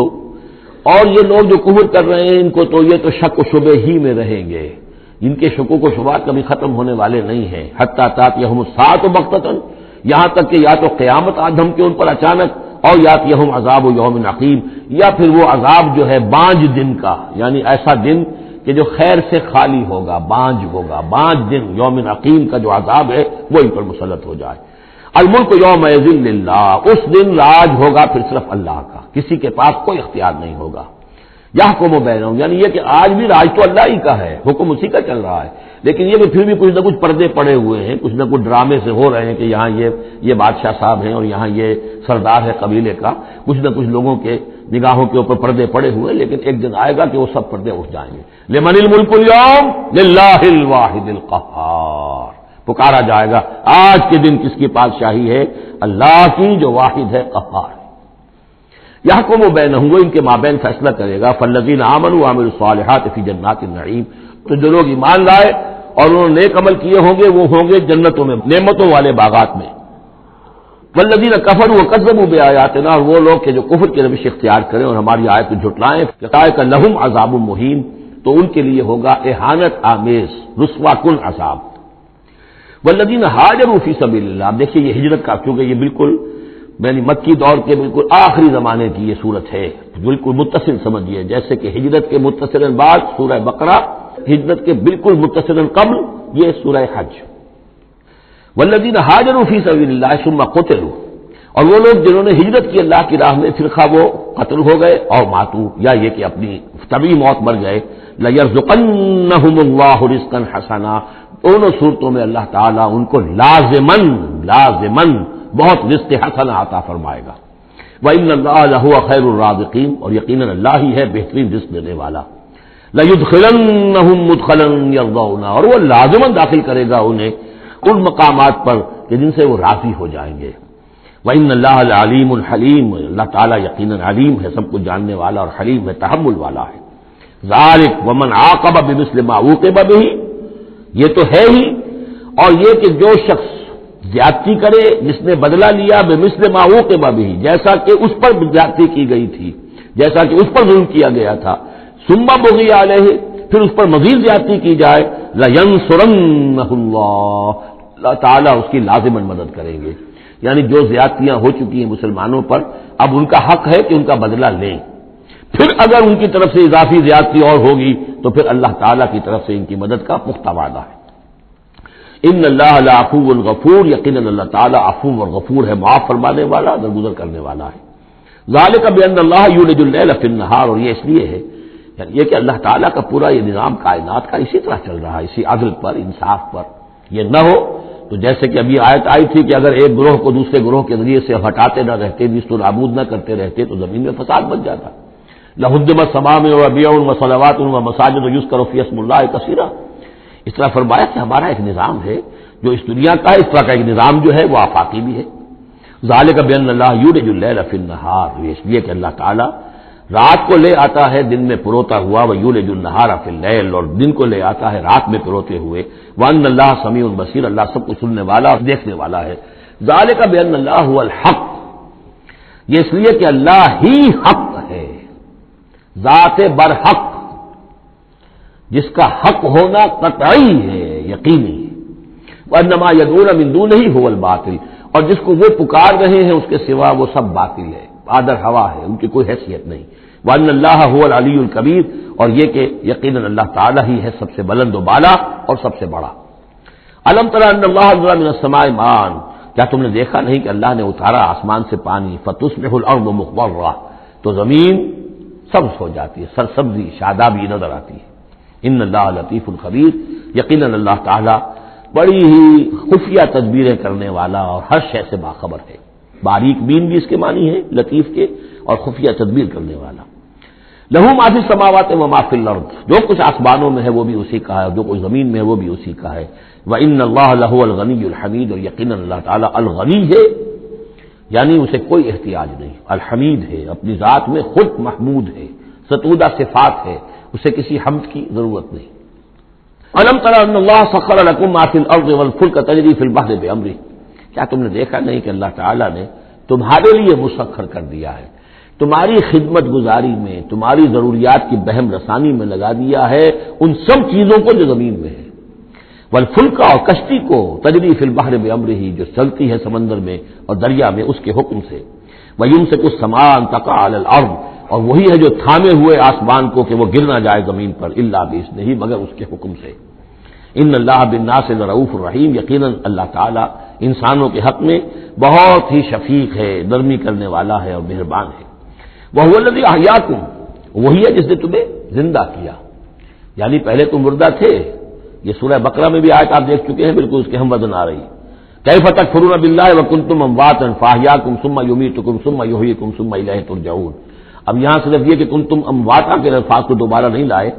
هو الذی احیاکم ثم یمیتکم ثم یحییکم، تم مردہ تھے پھر تمہیں زندہ کیا، پھر تمہیں موت دے گا پھر زندہ کرے گا۔ مردہ تھے یعنی یہ ہمارا وہ دور ہے جبکہ روحانی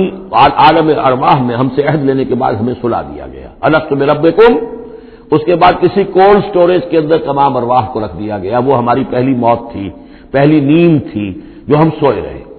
اس کے بعد جاگے ہیں تو اس عالم خلق کے اندر کسی رحم مادر کے اندر وہ روح جو ہے وہ لا کر ایک جنین کے ساتھ جوڑ دی گئی، یہ ہمارا احیاء اول ہو گیا۔ اس کے بعد پھر یہاں ہم رہیں گے تو یہ زندگی ہے دوسری، اور اس کے بعد جب موت ہوگی تو احیاء، یہ اماتہ ثانی ہو جائے گا، پھر اللہ اٹھائے گا باس بعد الموت، وہ احیاء ثانی ہو جائے گا۔ یہ سورہ غافر میں مضمون آئے گا، اس کا کلائمیکس جو ہے سورہ غافر میں ہے۔ وَهُوَ الَّذِي أَحْيَاكُمْ ثُمَّ يُمِيتُكُمْ ثُمَّ يُحْيِيكُمْ إِنَّ الْإِنسَانَ لَكَفُورٌ، یقیناً انسان جو ہے وہ ناشکرا ہے۔ لِكُلِّ أُمَّةٍ جَعَلْنَا مَنسَكًا هُمْ نَاسِكُوهُ، ہم نے ہر امت کے لیے ان کے قربانی کے طریقے، طور طریقے، عبادات کے آداب ہم نے مقرر کر دیے ہیں جو اس کی پیروی کرتے ہیں۔ فَلَا يُنَازِعُنَّكَ فِي الْأَمْرِ، تو انہیں آپ سے جھگڑنا نہیں چاہیے، یعنی یہ کہ اگر یہود کے ہاں کوئی اور طریقے سے قربانی کے تو، اور یہاں بنی اسماعیل کے لیے ہم نے کچھ اور مقرر کیے، مسلمانوں کو اب کچھ اور طریقے ہم بتا رہے ہیں، تو اس میں کوئی حرج نہیں ہے، اس میں جھگڑنے کی ضرورت بات نہیں۔ یہ پہلے پڑھ چکے اسی صورت میں کہ ہم نے ہر امت کے لیے منسک مقرر کیے ہیں۔ وَلِكُلِّ أُمَّةٍ جَعَلْنَا مَنسَكًا لِيَذْكُرُوا اسْمَ اللَّهِ عَلَىٰ مَا رَزَقَهُم مِّن بَهِيمَةِ الْأَنْعَامِ فَإِلَٰهُكُمْ إِلَٰهٌ وَاحِدٌ فَلَهُ أَسْلِمُوا وَبَشِّرِ الْمُخْبِتِينَ، تو ہر قوم کے لیے، ہر امت کے لیے اللہ تعالیٰ نے قربانی کے قواعد و ضوابط بنائے، تو وہ اس کی پیروی کرتے ہیں۔ فَلَا يُنَازِعُنَّكَ فِي الْأَمْرِ، تو انہیں جھگڑنا نہیں چاہیے نبی آپ سے اس معاملے میں۔ وَادْعُ إِلَىٰ رَبِّكَ، اور اپنے رب کی طرف آپ بلاتے رہیے۔ إِنَّكَ لَعَلَىٰ هُدًى مُسْتَقِيمٍ، یقیناً آپ تو ہدایت کے، سیدھی ہدایت کے راستے پر ہیں۔ وَإِن جَادَلُوكَ، اور اگر یہ آپ سے جھگڑے، فَقُلِ اللَّهُ أَعْلَمُ بِمَا تَعْمَلُونَ، تو کہیے بھائی اللہ کو بہتر معلوم ہے جو آپ کر رہے ہیں، میں جو سمجھتا ہوں حق ہے، جو حق میرے پاس آئے میں اس کی پیروی کر رہا ہوں، آپ اگر اپنی جگہ سمجھتے ہیں کہ آپ زیادہ حق پر ہیں تو ٹھیک ہے، آپ جانیں، آپ کا رب جانے۔ اللہ یحکم بینکم یوم القیامہ، اللہ فیصلہ کر دے گا تمہارے مابین قیامت کے دن، فیما کنتم فیہ تختلفون، ان تمام چیزوں کے بارے میں جس میں تم اختلاف کرتے رہے تھے۔ الم تعلم ان اللہ یعلم ما فی السماء والارض، کیا تم جانتے نہیں کہ اللہ تعالیٰ جانتا ہے جو کچھ کہ ہے آسمان میں اور زمین میں۔ ان فی ذالک کتاب، اور یہ ایک کتاب میں لکھا ہوا ہے، یہ وہی ام الکتاب ہے، وہی اللہ تعالیٰ کے علم قدیم کی کتاب ہے۔ ان ذالک علی اللہ یسیر، اور یہ چیز اللہ پر بہت آسان ہے، تمہیں مشکل معلوم ہوتا ہے۔ وَيَعْبُدُونَ مِن دُونِ اللَّهِ مَا لَمْ يُنَزِّلْ بِهِ سُلْطَانًا، اور وہ پوج رہے ہیں، پرستش کر رہے ہیں اللہ کے سوا ایسی چیزوں کی جس کے لیے کہ اللہ نے کوئی سند نہیں اتاری۔ یعنی اللہ کو تو ہم بھی مانتے ہیں، وہ بھی مانتے ہیں، اب اضافی جس کو وہ مانگ رہے ہیں تو اللہ کی طرف سے کوئی سند ہونی چاہیے ان کے لیے، تب تو درست ہے، اگر اللہ کی طرف سے سند نہیں ہے تو وہ بے بنیاد ہے۔ وَمَا لَيْسَ لَهُم بِهِ عِلْمٌ، نہ صرف یہ کہ کوئی سند نہیں ہے، کوئی علم بھی نہیں ہے، کوئی معقول بات ہو، کوئی دلیل ہو، کوئی بنیاد ہو، کوئی منطق کے اندر، کوئی عقل کے اندر، بالکل بے بنیاد بات ہے۔ وَمَا لِلظَّالِمِينَ مِن نَصِيرٍ، ایسے ظالموں کا کوئی مددگار نہیں ہوگا۔ وَإِذَا تُتْلَىٰ عَلَيْهِمْ آيَاتُنَا بَيِّنَاتٍ، اور جب ان کو سنائی جاتی ہیں پڑھ کر ہماری آیات بینات، تعرف فی وجوہ الذین کفروا المنکر، تو تم دیکھتے ہو کہ ان کافروں کے چہروں کے اندر سخت ناگواری کے آثار پیدا ہو جاتے ہیں، بجائے اس کے کہ وہ اللہ کی آیات سن کر ان کے دل کھل اٹھیں، ان کے اندر خوشی کی کیفیت پیدا ہو، انبساط پیدا ہو، ہمارے رب کا کلام ہے۔ تعرف فی وجوہ الذین کفروا المنکر، تم دیکھتے ہو بڑی ناگواری کے آثار ہیں، یکادون یسطون بالذین یتلون علیہم آیاتنا، ان قریب ہوتا ہے کہ پل پڑیں گے، وہ حملہ آور ہو جائیں گے، تکہ بوٹی کر دیں گے ان کی جو انہیں ہماری آیات پڑھ کر سنا رہے ہیں۔ قل افانبئکم بشر من ذالکم، ان سے کہیے تو کیا میں تمہیں بتاؤں جس قدر تمہیں ناگواری اس وقت ہو رہی ہے، تم پر بڑی سختی بیت رہی ہے اللہ کی آیات جو تمہیں سنائی جا رہی ہیں، کیا اس سے بھی زیادہ بری بات کون سی ہے بتاؤں؟ النار، وہ آگ جس کے کہ تم مستحق ہو رہے ہو اپنے اس کفر اور انکار کی وجہ سے۔ وعدہ اللہ الذین کفروا، اللہ نے وعدہ کیا ہے اس آگ کا کافروں سے، وبئس المصیر، اور وہ بہت ہی برا ٹھکانہ ہے۔ اب جو یہ آخری رکوع آ رہا ہے سورہ مبارکہ کا، اس کے ترجمے سے پہلے مجھے تھوڑی سی تمہیداً کچھ بات عرض کرنی ہے۔ یہ جو ایک دعوت رجوع القرآن کی ایک تحریک ہم نے شروع کی، اور الحمدللہ کہ میں اس میں اپنی زندگی کے لگ بھگ 35 برس اب صرف کر چکا ہوں، اور اسی کے پھر کوکھ سے تنظیم اسلامی اور تحریک خلافت نے جنم لیا ہے۔ اس دعوت رجوع القرآن کی جو بنیاد ہے اور جس کو کہ میں نے ذریعہ بنایا ہے قرآن مجید سے لوگوں کو متعارف کرانے کا، اور قرآن مجید کے ذریعے سے دین کے جامع تصور کو لوگوں کے سامنے پیش کرنے کا، اور قرآن مجید کے ذریعے سے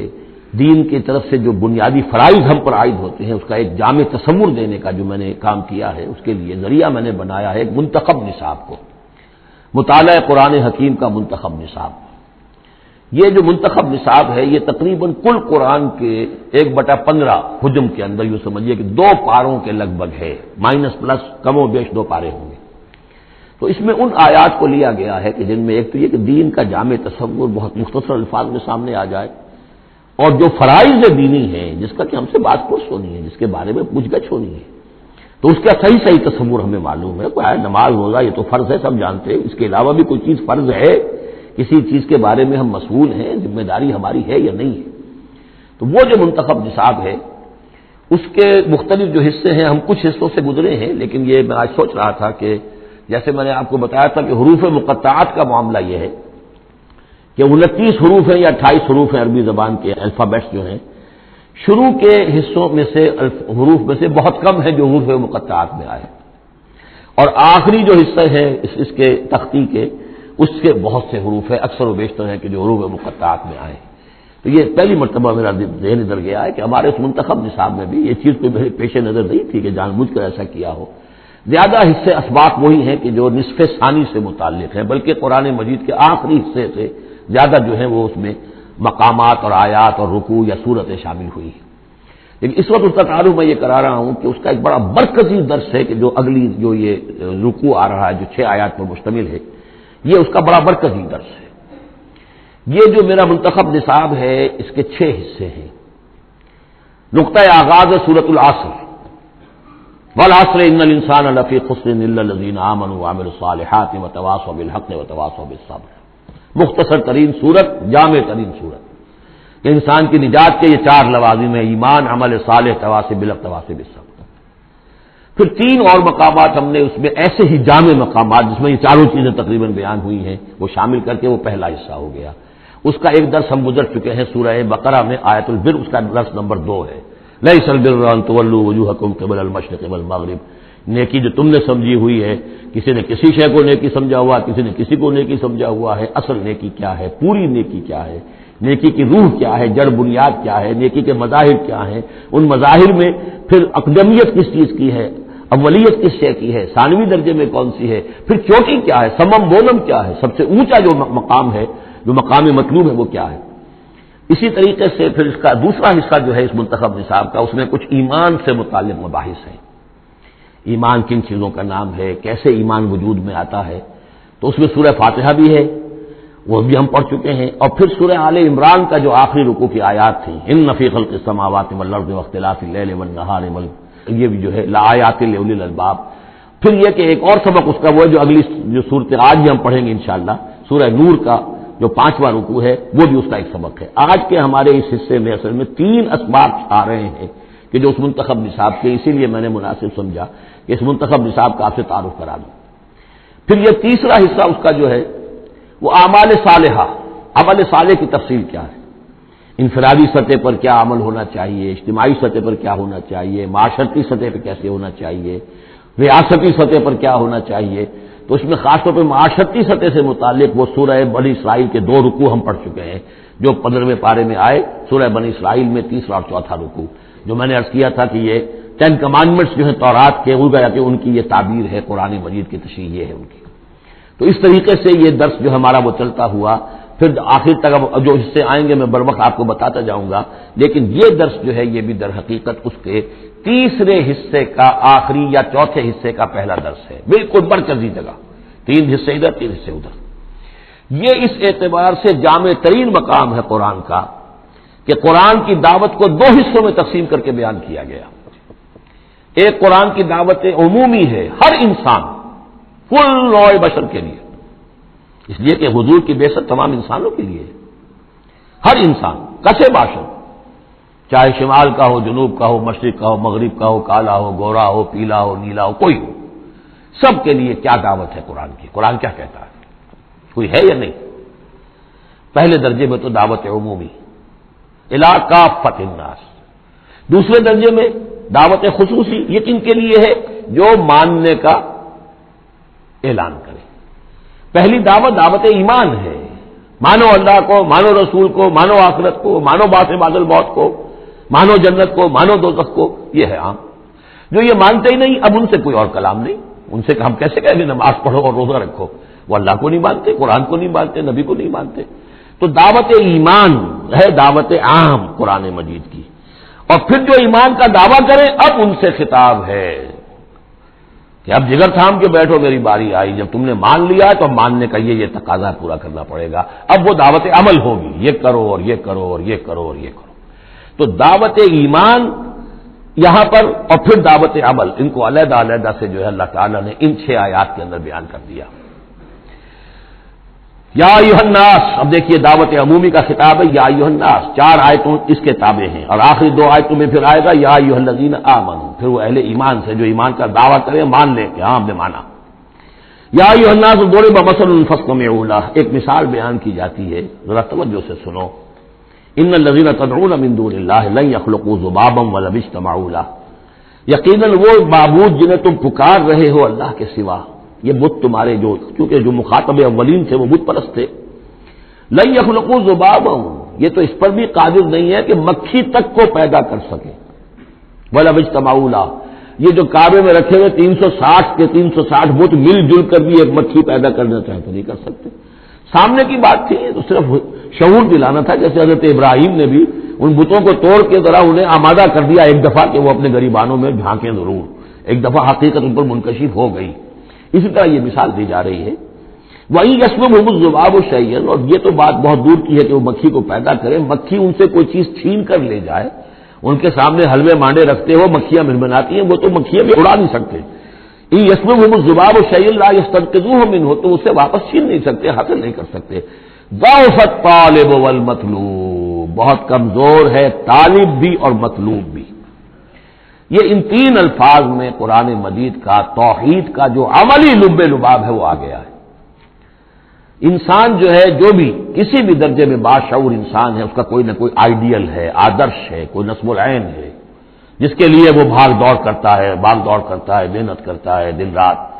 تو ظاہر بات ہے کہ وہ آئیڈیل گھٹیا ہوگا تو انسان بھی گھٹیا ہوگا،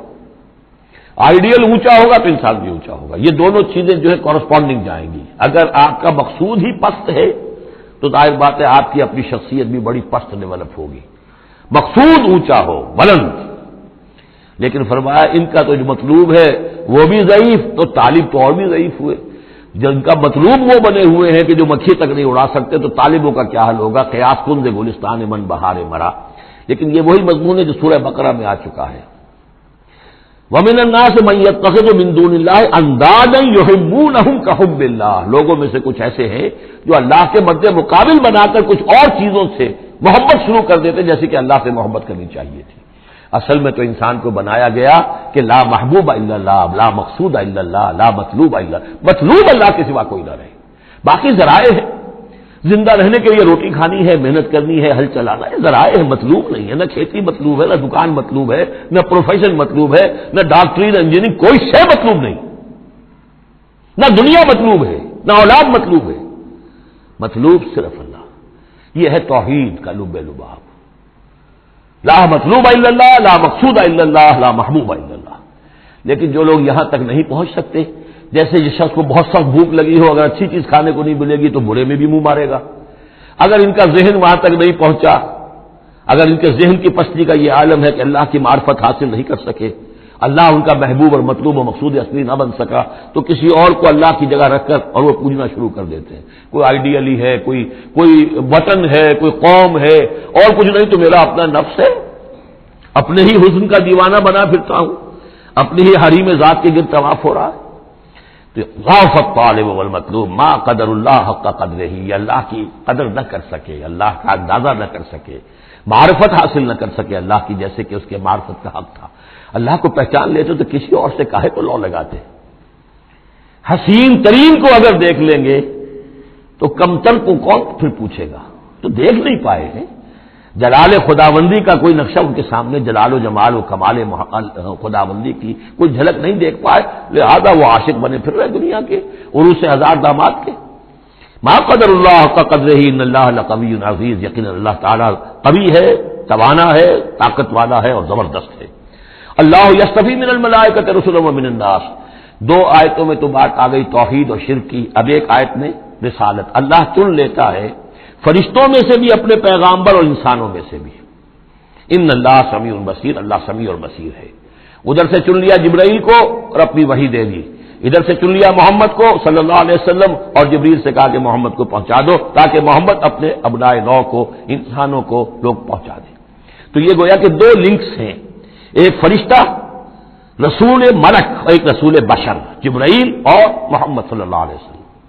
ان اللہ سمیع بصیر. اللہ تعالیٰ سب کچھ سننے والا اور دیکھنے والا ہے. یعلم ما بین ایدیہم وما خلفہم. وہ جانتا ہے جو کچھ ان کے سامنے ہے اور جو کچھ ان کے پیچھے ہے. وإلی اللہ ترجع الامور. اور پھر تمام معاملات اللہ ہی کی طرف لوٹا دیے جائیں گے. یہ آخرت آ گئی. توحید، رسالت، آخرت، یہ ہے ثلاثی، یہ امور ثلاثہ ہے جن پر ایمان کی دعوت. اور یہ دعوت ہے یا ایھا الناس، اے بنی نوع آدم، اے انسانوں. اب بات ہے دوسرے مرحلے پر، جنہوں نے کہا اچھا جی ہم نے مانا اللہ کو، مانا رسول کو، مانا ہم نے آخرت کو، باس بعد الموت کو،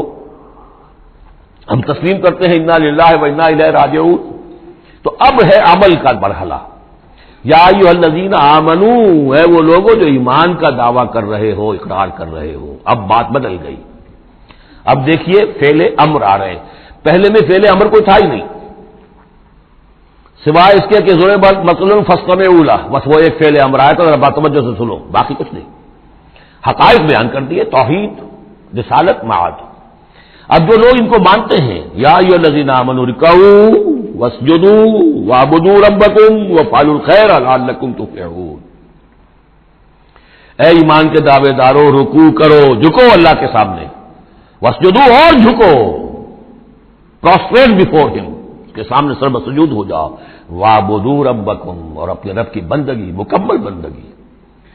ٹوٹل بندگی، اس کی پرستش نہیں، بندگی بھی. زندگی آمد برائے بندگی، زندگی بے بندگی شرمندگی. وَافْعَلُوا الْخَيْرَ، اور نیک کام کرو، بھلے کام کرو. اب بھلا کام کون سا رہ گیا؟ وَاعْبُدُوا میں تو سب کچھ آ گیا. بھلا کام کیا ہے؟ عبادت میں تو جو اللہ نے حکم دیا وہ ہم نے کر دیا، ہم نے بندگی کا حق ادا کر دیا۔ اب فعل خیر کیا ہے؟ وہ یہ ہے کہ خدمت خلق میں اپنے آپ کو لگا دو، اور خدمت خلق صرف یہ نہیں ہے کہ بھوکے کو کھانا کھلا دیا جائے، یہ بھی خدمت خلق ہے۔ سب سے بڑی خدمت خلق کیا ہے؟